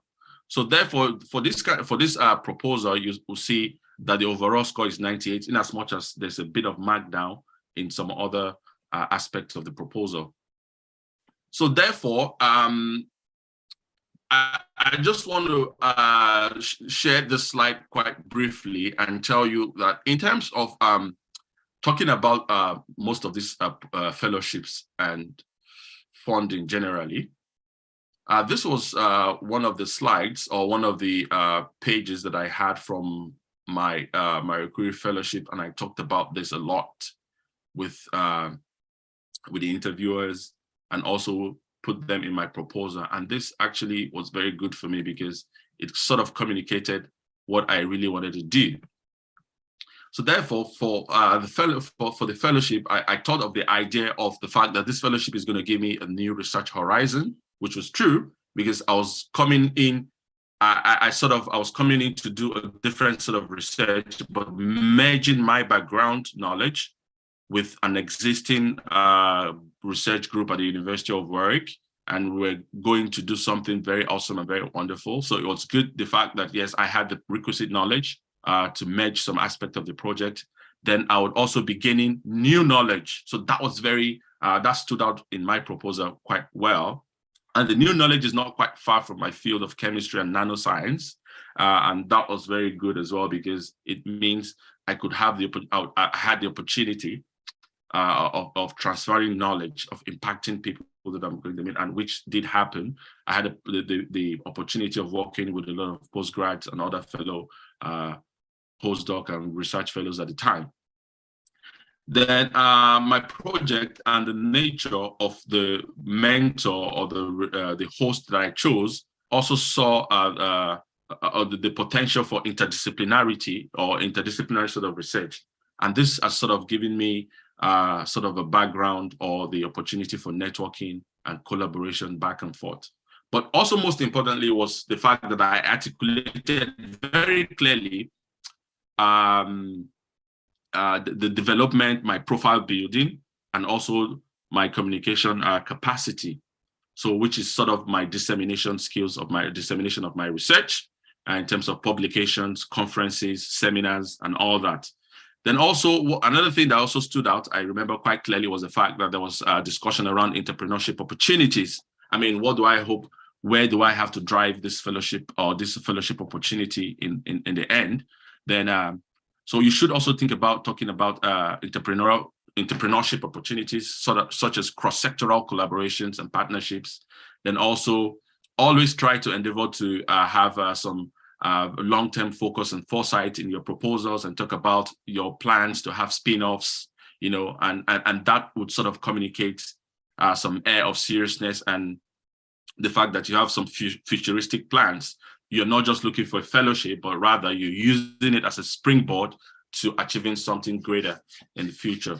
So there's also other aspects. So all this will sum up together to give you that career development plan or strategy, which is about leadership, developing your leadership potential, developing your transferable skills, and ultimately using all of that to have very huge community impact. Then there's also the discussion about research ethics, whereby good research practice and all that would also need to be factored out into your fellowship applications. So do not just apply for fellowship haphazardly because you're looking for fellowship, but rather having to think about it through and through, and also reading the guide to applicants and selling yourself, as the case may be, selling yourself and communicating your potentials, bringing out the best in what you can do, communicating what you want to do in a very succinct and clear manner. So this is just a bit I have to share for you all today. And to summarize it all, so it is very important that you make sure you include everything that they want to hear, that they want you to provide. Tell them what you've addressed in each of the criteria. So it's better you sort of have your own checklist and think, oh, have I done this? So you blow your own trumpet. You need to have the potential to be an international research leader. Yeah, that's very important. You need to communicate that. Your project, how your project will advance your field, you need to communicate that very clearly. That you need to also fit your project, your project should be fit for purpose. Then eventually you need to check everything. You need to be able to see that your project can address certain points, each point by point. You need to put them together. If you cannot pull these things out of your project, your research proposal, then it may be difficult for a reviewer to pull them out. Or if you can't point towards that address each of the evaluation criteria, then it means it will be also difficult for evaluators to sort of see or picture them in your work. So therefore, it's a mission for you for international and highly international and competitive fellowships. Yeah, so it's a mission, and it's an opportunity for you to also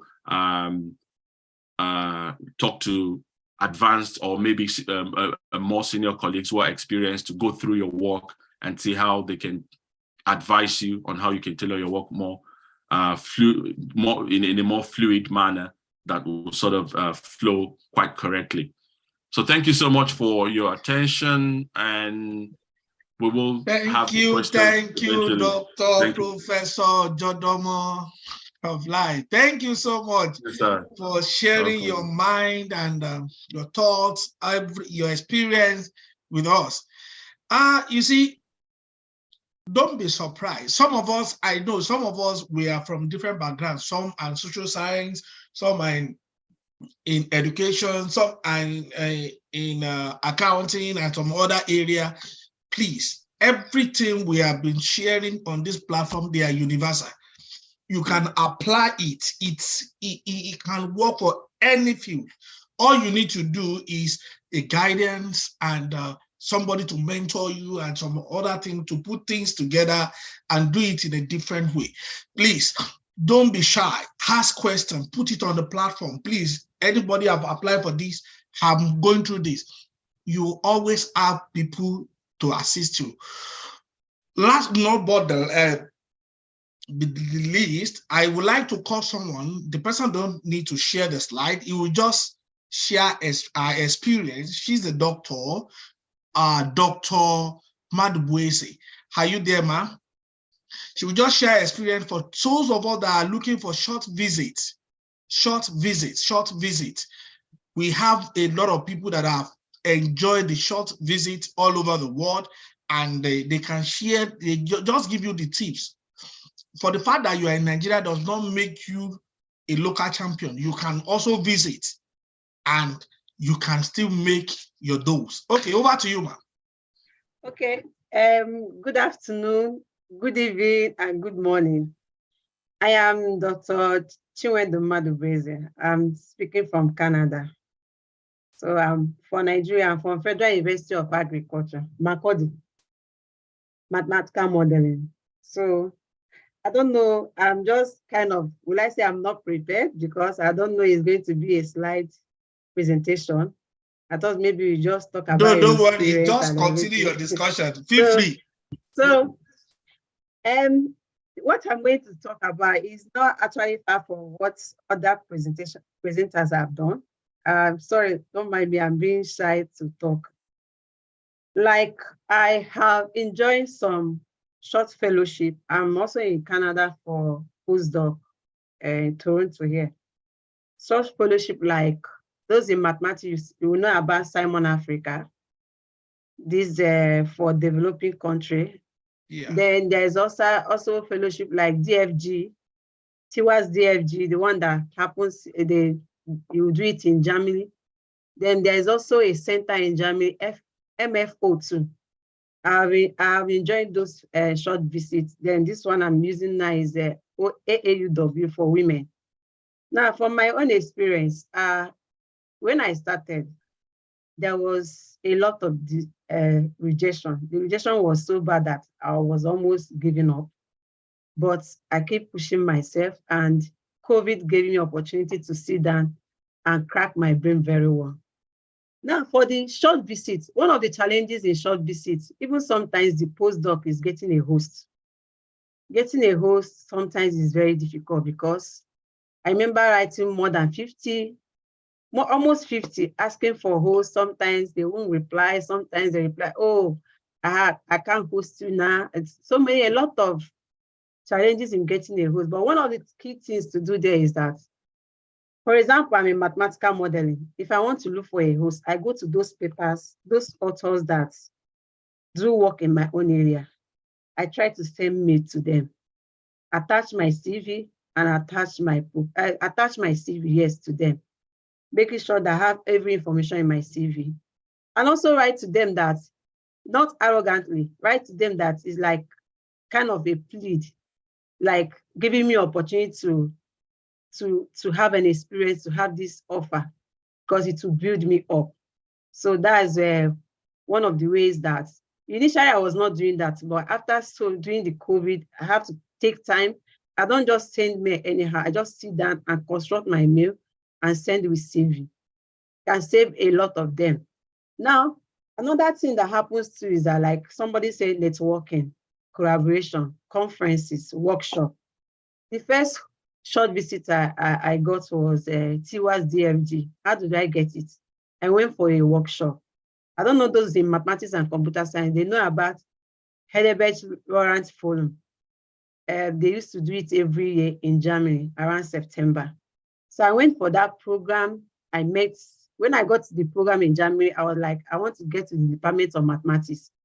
So that's because my aim is that I'm coming here, I must get something to go back.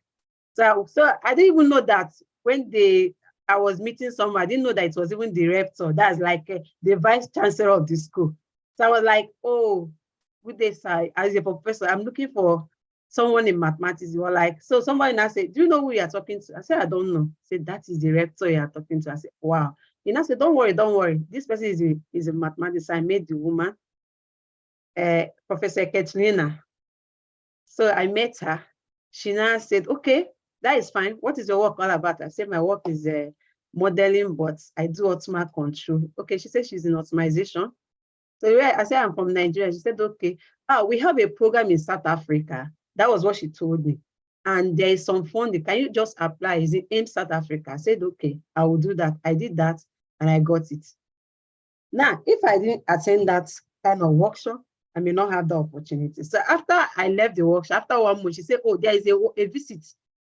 Tiwa's DFG. You can apply, I will host you. So my interaction with her already have made her my host. That's for example.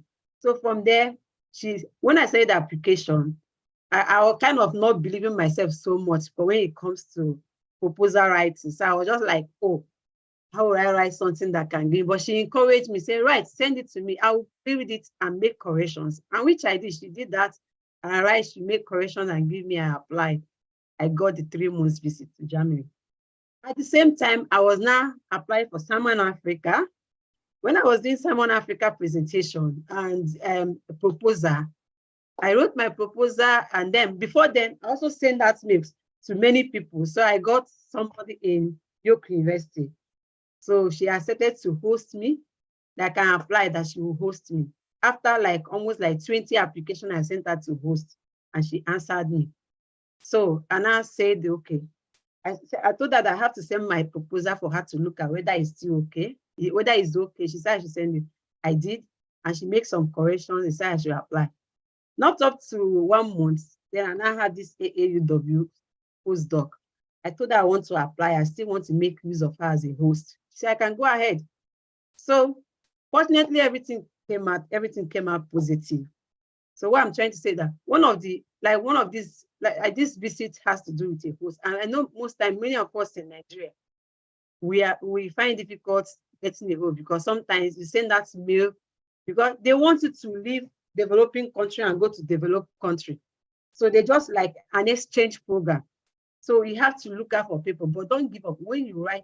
And sometimes when you go to conferences, you meet people, you interact with professors who have the same like mind with you, and you tell them your plans. When you have any opportunity for them to host, they will host you.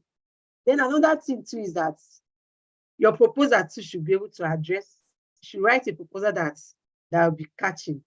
So I say, like I think the previous presenters have said something about it. You have to write a proposal that will be catching too, so that they will know that you actually need it.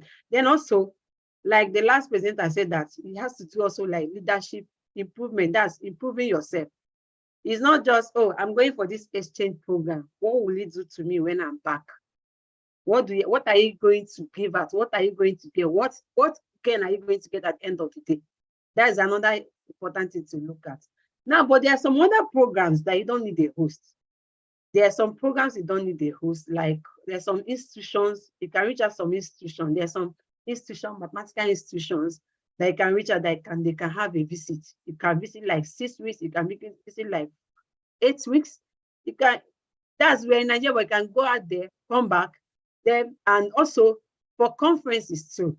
I also have to talk about conference because I've enjoyed a lot about travel grants in Nigeria. I've enjoyed a lot about it because I'm not scared of applying for conferences. I apply for conferences, then I reach out to them doing registration that I'm a young researcher. I mean, especially for those of us that are still young in the academies, I'm a young researcher and I need to present my work and everything. Then you write your motivation letter and to be part of it, and they will evaluate your work and get back to you. So we should not look at how much is my salary in Nigeria to go to conferences. Some of us have gone to those conferences without spending our naira to go for it. All you need to do is to do more research online and get in touch with those. Now, for those in mathematics, there's some institution that you can reach out to. I may not know the name of the German institution, but it's MFO, is in Germany. It's an institution that you have to be a PhD. You can go as a group. You may maybe have students you want to go. You can go as a group and go and do what they want you to do. Just come and do your work here. We take care of you and take care of your expenses, your travel and everything. Now, the other institutions too, like ICTP, which we have in Italy, that one is another institution. You don't need a host. But for those that you need a host, you need to get in touch with people. I can start getting in touch with people even now before you start applying and see whether you can get, because I know that the first 2 years, it was difficult for me to get a host. So I missed out from the application. Now, there's something somebody said about getting previous, like somebody that have gotten those awards. You can get in touch with the person. Why will you get in touch with? Like when I applied 2017, I wanted to apply for Hedeber's Warrant Forum. So when I started the application was so much that I was like, hi, I was not patient to finish the application. Because sometimes when you see application, you're like, how can I write all those things? And what am I going to write? Is my CV enough to write all those things? So I gave up on the way. But that accidentally that year, my colleague went for that program. And when she came back, I was like, oh, you went to the program. How was it? How was the relation? When she I said, okay, can I have an idea what it looks like? And she gave me information about it. The previous year I applied. When I applied, I got it. Then when I went for my TWAS DFG last year, my host told me that, do you know you still have opportunity to come for Hedebech Forum again? I said, yes. He said, why not give it a try and come back again? Even in my mind, I didn't want to go because I already have a line-up program I have not done, visiting a postdoc. She said I should give it a try, and I did. I got it. I went the second time. So you need to get information from people that have done that. Like, not about a month ago, somebody got in touch with me. I saw that an awardee of AAUW. How do you go about it? Can I have information? Can you help me? This and that. You pass those informations. Because even me that is already alumni, they will tell us that we should pass information to people to apply. You understand? So the information does not just live on your desk. If you don't pass information, somebody else will pass information. And sometimes I notice that even we as Nigerians, sometimes some of us, I feel like, oh, if I pass this information, maybe my chances of getting it is getting low. No. Like when I went to Hedebech Forum in 2018, I was there. There were about 5 persons from, FUTA? 5 persons from FUTA, 5 lecturers from FUTA from the same institution. This year when I went there, 5 persons came from Ibadan. So why am I keeping the knowledge only for myself, only me to go to? No. So it's open for everybody. Reach out to people that have gotten all these things. They will guide you in how to go about it, because you may not really like what he says. Sometimes when you write this, it may not be that perfect. Give somebody that can read it for you and say, these are the important things you have to let the person's know, and the person will guide you. So I'm just talking out of experience. I don't have much to say. Thank you very much, Dr. K. Hey, you have a lot to say. Oh, what you share, you don't know the essence. A lot of people have been asking for your email. I want short service in computer science. I want short visit in Canada. You can see. See, one of the things I would like to quickly do before we begin, for those of us that have questions, please raise up your hand so that the technical can unmute you for question, or if you want to type it, please put it on the chat so that we can actually see everybody, that if you raise up your hand so that we know. Now, let me say this. Majority of us, we don't believe in ourselves. That is the problem we have. Not that we don't have what to offer. You have even more than enough. But the problem is we don't believe in ourselves. We are like, oh, will they give me? I don't think so. I've not traveled before. And if you are the type, if you are here now and you are in Nigeria and you don't have international passport, please change your mindset. Get international passport first before you can talk about the application, because majority of application they will demand for your identity. The only identity they know is our international passport. So when they ask for international passport, not your school ID you will give them. No, it doesn't work that way. Let's try as much as possible. And investment, this is all about investment.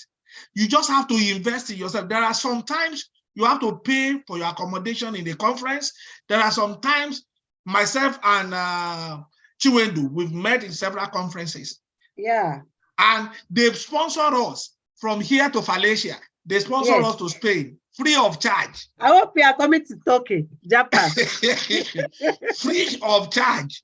And what happened? We apply on time. Once we share the information on the platform, please click on that information. Don't say the WhatsApp message is too much. People will continue to load that WhatsApp message, and it cannot be too much. Just click, check it, read whatever they put there. God will help us. So I have some questions here. Some people are raising up their hand. I have Miriam. Okay. Miriam, can you unmute yourself? And Sunday. Dr. Sunday Onolaja, are you there, sir? Yes, I'm okay, here. Just hold on, sir. Let's hear from Miriam. Hello. Go ahead, Miriam. Good evening, and thank you for this summit. It's really helpful. Thank you so much, and thank you to all the presenters as well. Please, I welcome. would like to ask the first presenter how to interact and communicate on ResearchGate. And because there are sometimes you need to hack some people for maybe their publications that is not public, and you want to use it for, maybe you want to use it for citation or something like that. When you send emails, you don't get responses.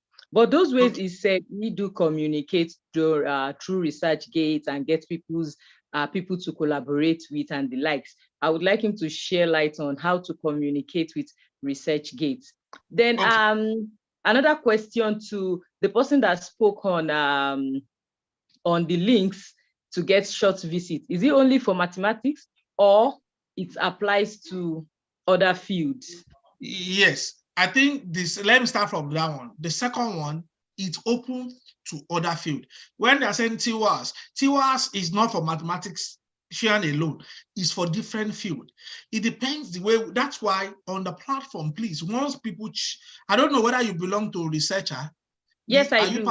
Yes, yes, I do. on that platform, people share fantastic information. I always share it. My first visit to US, I got it on that platform. And that visit, it's just a workshop, and they pay everything from my room to US back to my room. So it is like that. People share information, but take your time, read all through. The one that belongs to you, keep it. The one that does not belong to you, delete it on your phone, and you move on. So I think Dr. Animashaun need to say something. Amir. Okay, thank you very much, Dr. Mrs. Miriam, for that question. Now, let me explain that like this. If you want to really get these people, go and look at the published article first. Read it, send a message to them that, I noticed that you just published this social article. Thanks for your contribution to the body of knowledge. Send that mail. Then maybe 2-3 days after, send another appreciating message again that, okay, I noticed that in your article, you have something like the aim of the research. Thank you very much for your contribution to the body of knowledge. So first of all, appreciate them in advance before you ask question. Do you get it right now? So before you ask your real question, first of all, send a kind of appreciative message. Try to appreciate their contribution to the body of knowledge, like 3 days interval. Then, that one would have created a kind of, feasibility that, okay, they know you. And then at the same time, on ResearchGate, you can try to drop a positive comment on their published articles. There's a place you can drop a comment. Then you just drop a comment, so make it a kind of habit to appreciate people. So if you continue that, after a while, and you ask a question, they will answer you. They will respond to you. Okay, thank you, sir. Okay, Dr. Sunday, can you unmute yourself, sir? Please unmute yourself. Yes. Okay. Thank you very much. Can you hear me clearly? Clearly, sir. Go ahead. Okay. Thank you for inviting me for this program. I really appreciate that. And I really want to appreciate everyone who are here. I'm currently speaking, and I live in and work in the US. I work in 2 places, one of the colleges and as a professor, and I also work with the University of Nevada in Las Vegas at the same time. And I'm currently the managing editor of International Journal of Behavioral Nutrition and Physical Activity. My background is in sports science. Anything physical activity and health promotion, that's my area. And I've, although I came late to this program, I know Dr. Shegun. We've been in South Africa together. I did my PhD in South Africa. I lived in South Africa for 9 years before I finally moved to the US, not quite long, early this year. And I've listened to so many ideas here, and I really enjoy it. I just want to actually buttress some of the points, that was raised. Firstly, I will first speak about proposal. Talking about proposal, you just have to be always ready. Always be ready. You can't, every time idea comes, and what are we doing with those ideas? Put them down. If you can't do it alone, invite people of like mind, bring them together. This is what you think you can do. This is what your idea says. This is what, put them down, always be ready and get proposal on, not that when the call comes out, that's when, because you discover that some calls will come out and it will just be a very short period of time. And you are not the only one. A lot of people are applying everywhere around the world, so always be prepared, And then secondly, about writing proposal, after you've written your proposal, even if the call is not yet out, you didn't hear about any call, give that proposal to experts, let them look at it. Some academicians who are already, or researchers who are already, become an expert in that field, they might not even be in your country, they might not even be, you can write them, you have this idea, this and that, and you can always get in touch with people like Dr. Oke and other professors here in the house, they will link you to somebody, somebody must know somebody who knows somebody, and, and that will really, go a long way, help one review, the post, and they can contribute. And nowadays, not only one person cannot do it. Even if you publish a paper as only, as one author, you are not getting the recognition in these days, At least collaboration is very, very important. And then professional membership. I don't know, maybe some of us are not having, a kind of a professional membership you join. Like me, I'm in American College of Sport Medicine, this and that. There are a lot of Cochrane, quite a number of them where I'm a member, and I know a lot of people, we connect, we talk, we speak about funding, we speak about conferences, we speak about workshops, a lot of things like that will really help. Then reshape your ideas.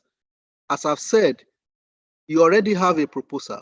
If you think that this proposal, you got something, it's linking towards another thing, but still on the same, try and reshape your ideas, and keep on, keep your game on. Then collaboration and networking, oh my word, is the bombshell. You can't sit down there without knowing anybody. Now you already know people on this platform. Keep your relationship with them. Be nice, be gentle, be quiet, be responsible, let them know that you are ready, to do something. Let them just be on your toes, even when people are not even ready to hear you, bump into their, into their privacy and put something interesting. Bro, I saw your paper, I saw this, and that's how we connect with other people. I can testify to this. I've done this several times. It has really worked for me. I will go and search some people, experts in my area, and I will look at their paper, maybe newly published paper, and then look at their conclusion, look at their methodology, and I will speak to them about that paper. I will just write them an email through their original email. By the time they see that, they know that, this one cannot be spam email or something email, because the way you construct it, somebody spoke about how we construct our emails. The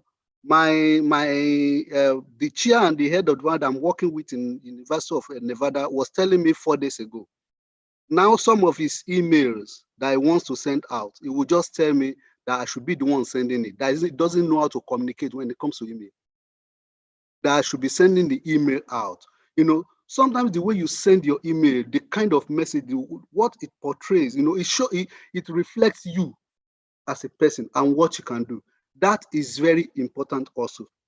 And then go on internet, look at people experts in your field, look at their paper, read it, digest it, bring it into the write them an email. You are interested in this, you saw this and this and that, and then is there any fellowship? Is there any grant? Is there any this you can apply for?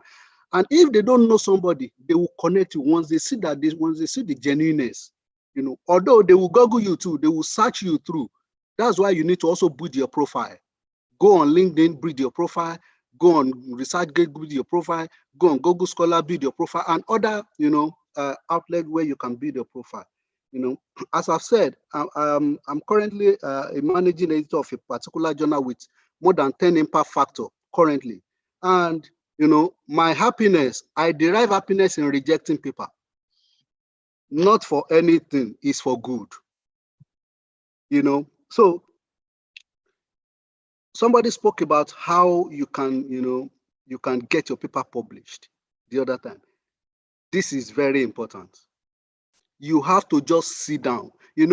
apart from the time you spent on writing the paper, spend that same time, that month, that weeks, spend it in reading the instructional, instruction to the authors. This is very important, it's very critical, but that is what I first look at. Maybe in a week, maybe I will send 2 papers to reviewers, just 2 papers in a week, to reviewers. Others rejected, because I have to also consider the pedigree of my journal, with that such impact factor. And you want to publish it, you just have to do a good job. From the table of the editor, there are a lot of people that is being rejected. This is very important. People here can testify to that. So, so we have to make sure that we be on our toes. When should you start thinking about journal project proposal? You have to start thinking with immediate effect as you start everything. I'm already doing the project. I have this idea. My proposal is ongoing. I'm going to collect data. Where do I even publish this paper? Where do I want to publish this paper? Do you want to look for a local journal where the work you are supposed to put in 1 paper, you want to put it in 6 papers or 7 papers? That will not really make sense because it won't get any attraction. And this is also very important. So all these things are what I just want to share with us. And I really want to say thank you again for inviting me. Maybe Dr. Okay, maybe you should organize like the professor that spoke about journal citation, that spoke about publishing your paper. I think there should be a kind of a program that talks about the instruction for authors. When it comes to, because this is very important. We want to want to be recognized. And somebody spoke also about, linking other researchers, internationally for one, not only international recognition, but your methodology. Maybe you don't have, in Nigeria, we know we are lacking in some areas, especially when it comes to materials, when it comes to equipment and facilities. This is very important. This is very important. So we need to link up so that, and some of these people that you see internationally, they have somebody who knows somebody, who have one fellowship, who have this. Some people might not even have anything, but they can create it. Once they see somebody who is passionate about doing this, there are so many researchers who doesn't have time even for their research, but they are looking for somebody every day who they can trust to do this. It's just about trust. One, trust. I just want to quickly share this testimony also. This is my job in University of Nevada. I already took an appointment here as a professor in one of the colleges here in Maryland. I came just barely 1.5 months. I came here. I got the job in Maryland here in one of the colleges. So this second job I already applied earlier, even before the one I got here. But when this man called me, he just called me one day and said, you apply for so job at University of Nevada. I said, I've forgotten, but I just said yes. But I couldn't remember, but I said yes, I applied for this job. And then the man said, out of, I'm just saying this is not a pride, because there are so many things. Dr. Shagun can bear me witness about this. This man said, and coming just from South Africa, third world country, coming to the US, where it seems that a lot of experts are there, and you apply for a job, somebody was saying, out of the 17 pool of application, you are the best candidate. He said they selected 3 people. I said, how can you select me with this, my CV, with this? He said they selected 3 people. He said, I'm the best choice of those 3. And I told him I already took an appointment somewhere and I will not be able to. He said, if I didn't do the job, nobody will do it. That was what he told me, that you are the best. You just have to, that he's ready to give me a kind of a part-time until then he finally absorbed me into University of Nevada, maybe sometimes next year. And so you don't know. Don't leave any stone unturned. Turn every stone, turn it. Just look at, even if you are not interested, just turn it and see how it looks. because how it looks may now dictate what you need to do next. So we Nigerian researchers at home, we are waiting for you abroad. Just come, even visits. You might not come and stay because some of you already have a, you are gainfully employed and you are happy with what you are, but you need something to showcase, that you are a talent. And I know you are a talent. All Nigerians abroad, especially if you're in academics, and nobody can stop you. When you are in academics, nobody on this planet Earth can stop you. You have what it takes. If you're a researcher, even starting up researcher, even if you don't have any paper yet, but you are in the process, nobody can stop you. Go and get your pali, go and get your passport. Even if you don't need it now, go and get it ready. Because I've applied for several jobs and they were asking for my passport. I didn't have passport. I have to go and start, but the opportunity is gone already. First go and get it. First go and get it. Thank you so much. You can pick up from there. Professor Sunday, thank you. Thank you so much. Thank you so much. I know if you open the floor till next morning, we will still continue to share our experience. Yes. I must confess to you, all the speakers that have spoken today share their thoughts. They are on the researcher platform. We don't invite anybody from anywhere. We are all researchers and we are all Nigerians. So just to tell you, we are blessed. So forget about it. If you're thinking, oh, you have to go to abroad before you can do excellent presentation, nah, lie. As a matter of fact, they don't know what you know. So that's just the issue. Until you are there, you will know that you are somebody. So, but don't wait till they describe you. Know yourself by yourself. And let's do the quality work. Like Dr. Sampson said, I must confess to you, myself, Dr. Sunday, the Islamia, Dr. Sampson, Dr. Ojodomo, all of us that we have been moving from one point to the other. And Chiwendu, she spoke from Canada.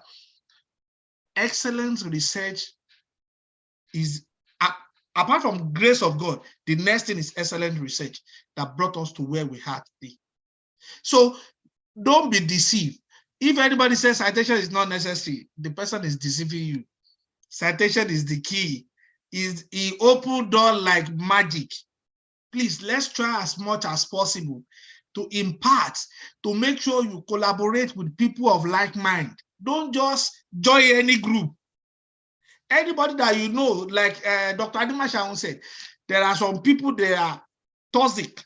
If you know you cannot cope, just leave them and move to the next person that is in line with your dream, and focus. God will help us. Please, do we have any other question? Thank you so much for the mind-blowing experience that you share with us. Any question, please. If you want to talk, if you want to ask a question, raise up your hand. The youth, we are live on YouTube anyway. It's a private recording and we are going to share the link and you can listen to it again and again. And all the presenter also will send me the slide, then I will share it on the platform or in our email. We can also do the same thing. So any other question, please, before we close the day?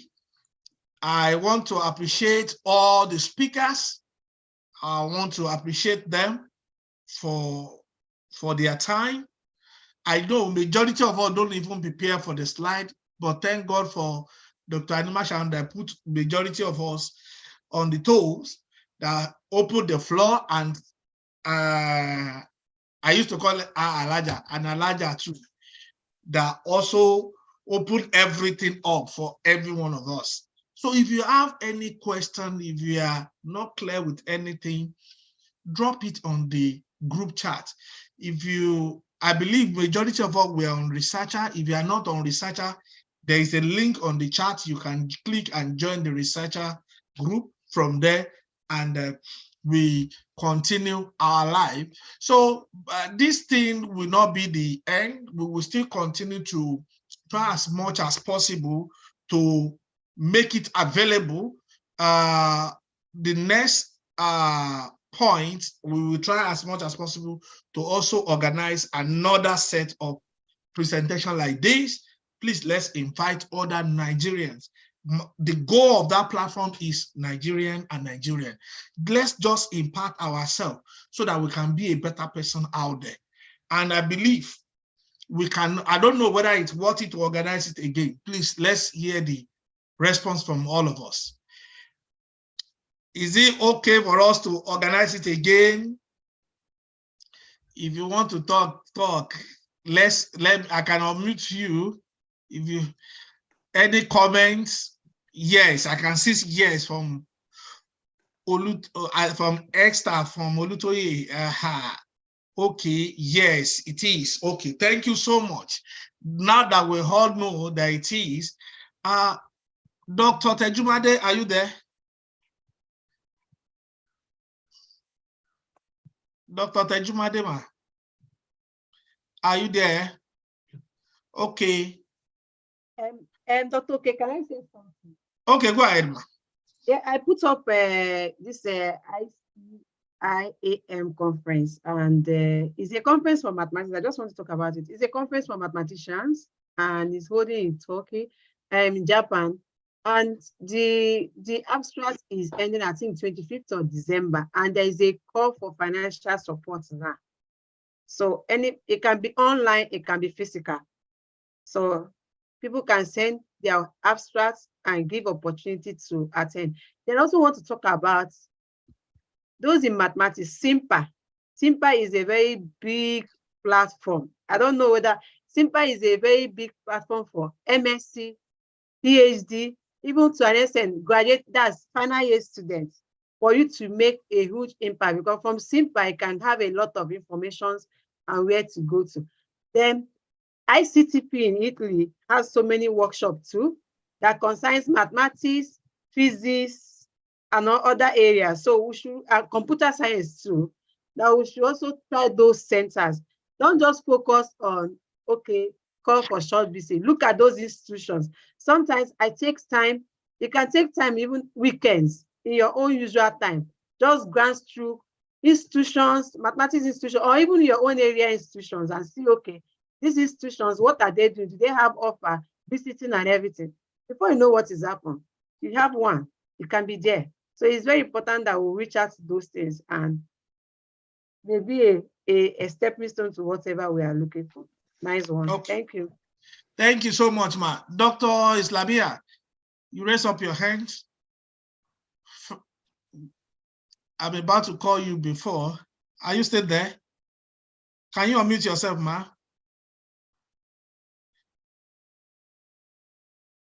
So for all our speakers, I'll just give you one minute to round up, to give us your final notes. All the speakers, if you are there, you can just unmute yourself. Anima Shaun, are you there? Oh, okay. So thanks to everyone for coming to this summit. Thank you very much. So before I go, I would like to remind each and every one of us that we really need to build ourselves in terms of being friendly. That is a key to, we need to learn how to be friendly, how to really communicate with others. And at the same time, our discussion, with the collaborators should be focused on research. It should be research-based, not to be seeking for financial support, telling the collaborator about your family problem, about the problem in Nigeria, all those things, it picks them up. So the communication, everything should be research-based, should be research-focused.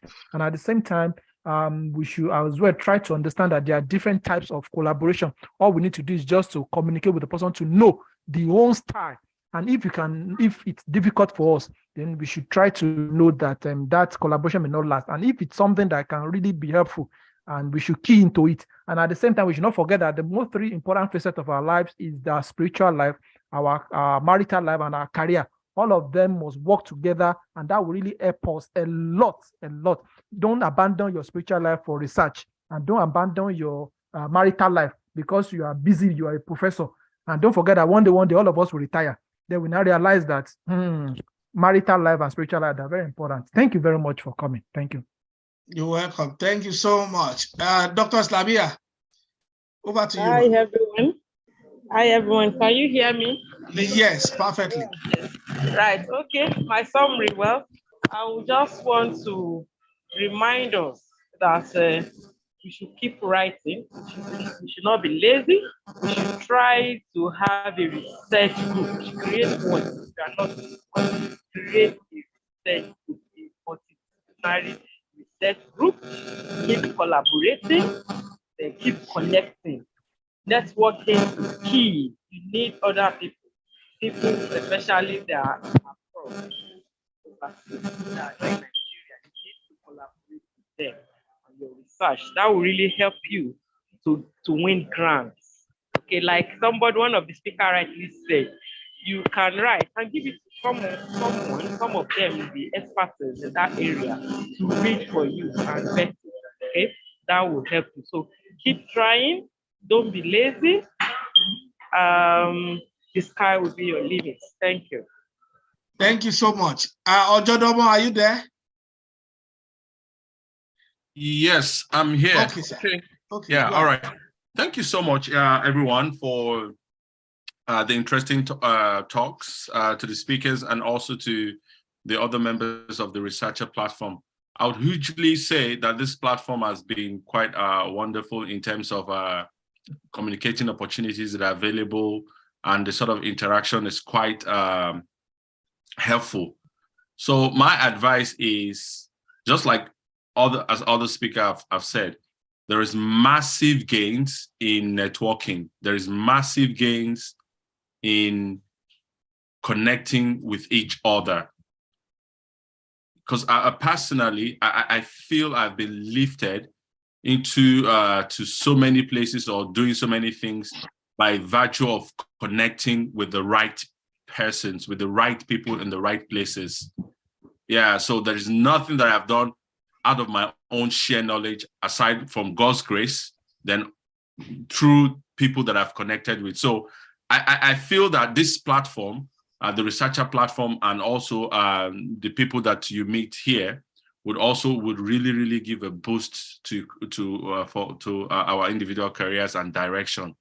So I would say connecting, collaborating, keep discussing and talking and sharing opportunities and goals and your aspirations would really help a lot to discussing this. And I also want to thank Dr. K especially for putting this together. I mean, it's been so wonderful. I mean, what you do and how you try to push and advance researchers and bringing together and Nigerians both in the diaspora and also at home. I mean, it's quite massive, and huge thanks to you. So I really want to say that we continue to have this kind of discussions on an ongoing basis, this sort of summit. It will really help young people. I personally invited a couple of young people that are always saying, we want this direction, we want this guidance. So I think this will be very, very good for us to do on at giving intervals that would really work for young people especially. Thank you so much. Thank you, everyone.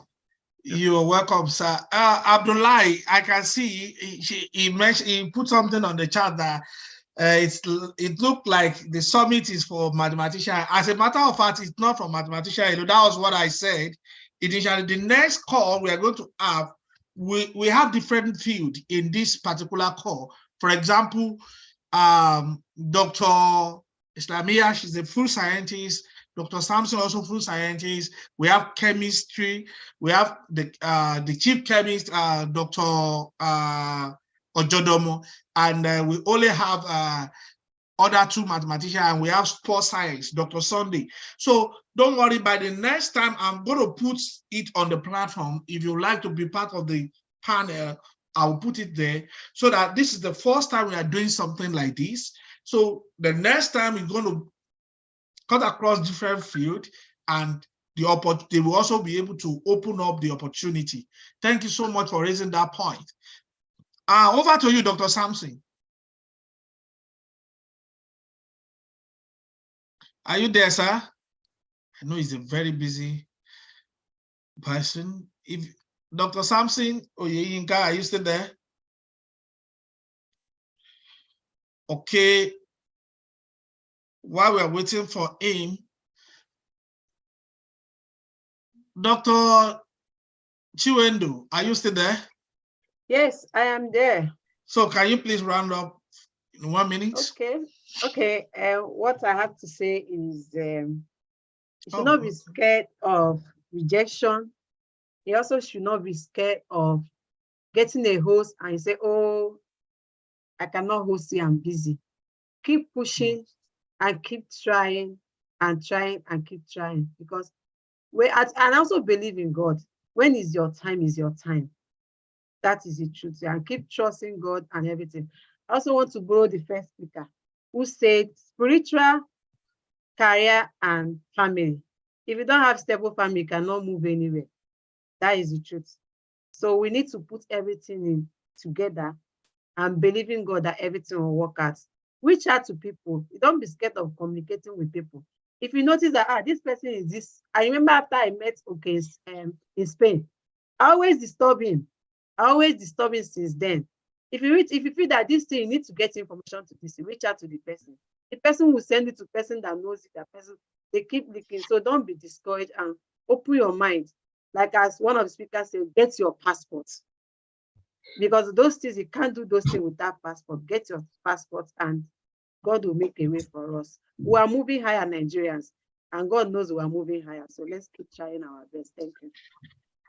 Thank you so much, ma. Over to you, Dr. Yeinka.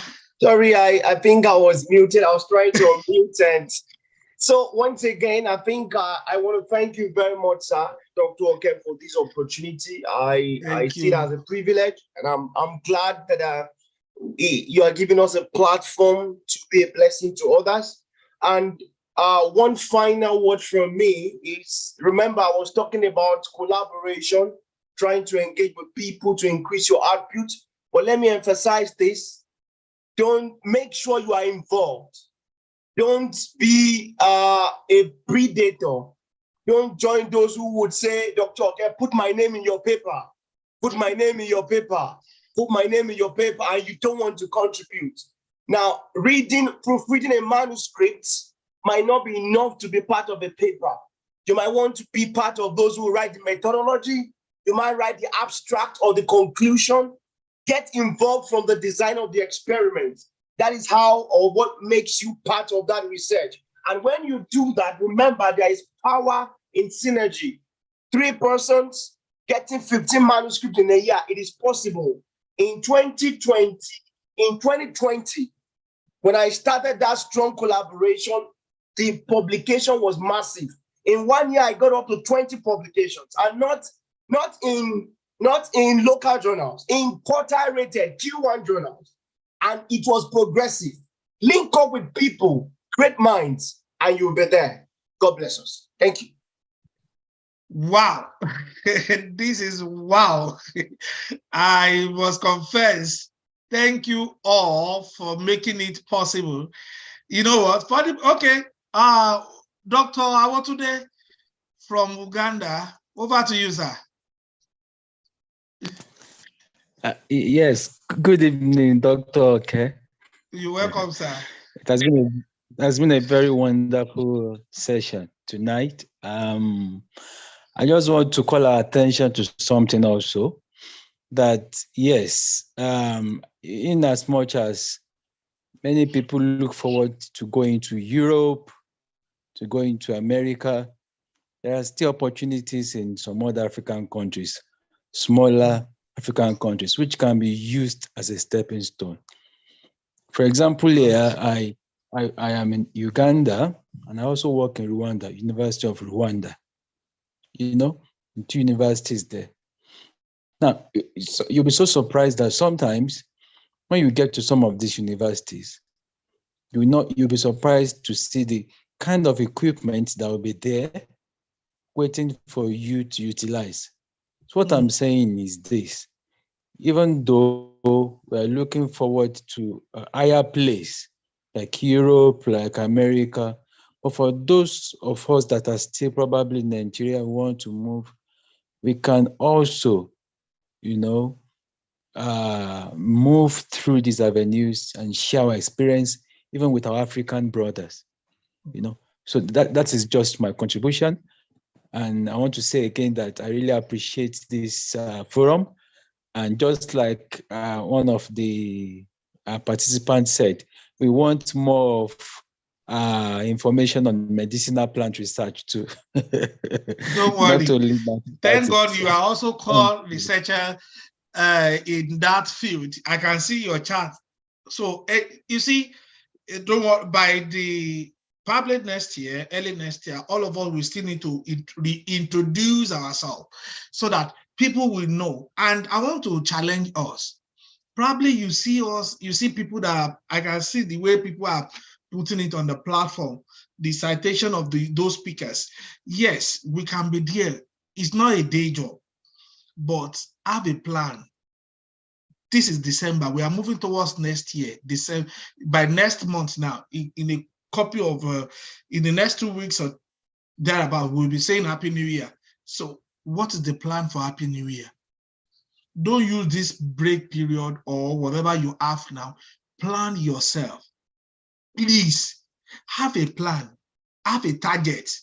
On the platform, we intentionally put it there that once you publish, upload it. Please upload your. It's not to showcase your talent alone, but to also challenge and encourage others. If you feel threatening, fine. It depends on your mindset, but the mindset is just to encourage others. The mindset is to make your publication available for others to use and get more citation. So, and these are the things we use, and we are going to continue to use to measure our progress in academics. Please don't be deceived by the number of publications, like Dr. Sampson said. You know, some of us will say, oh, how many do I need for promotion? You quickly go and publish. No, it's not like that.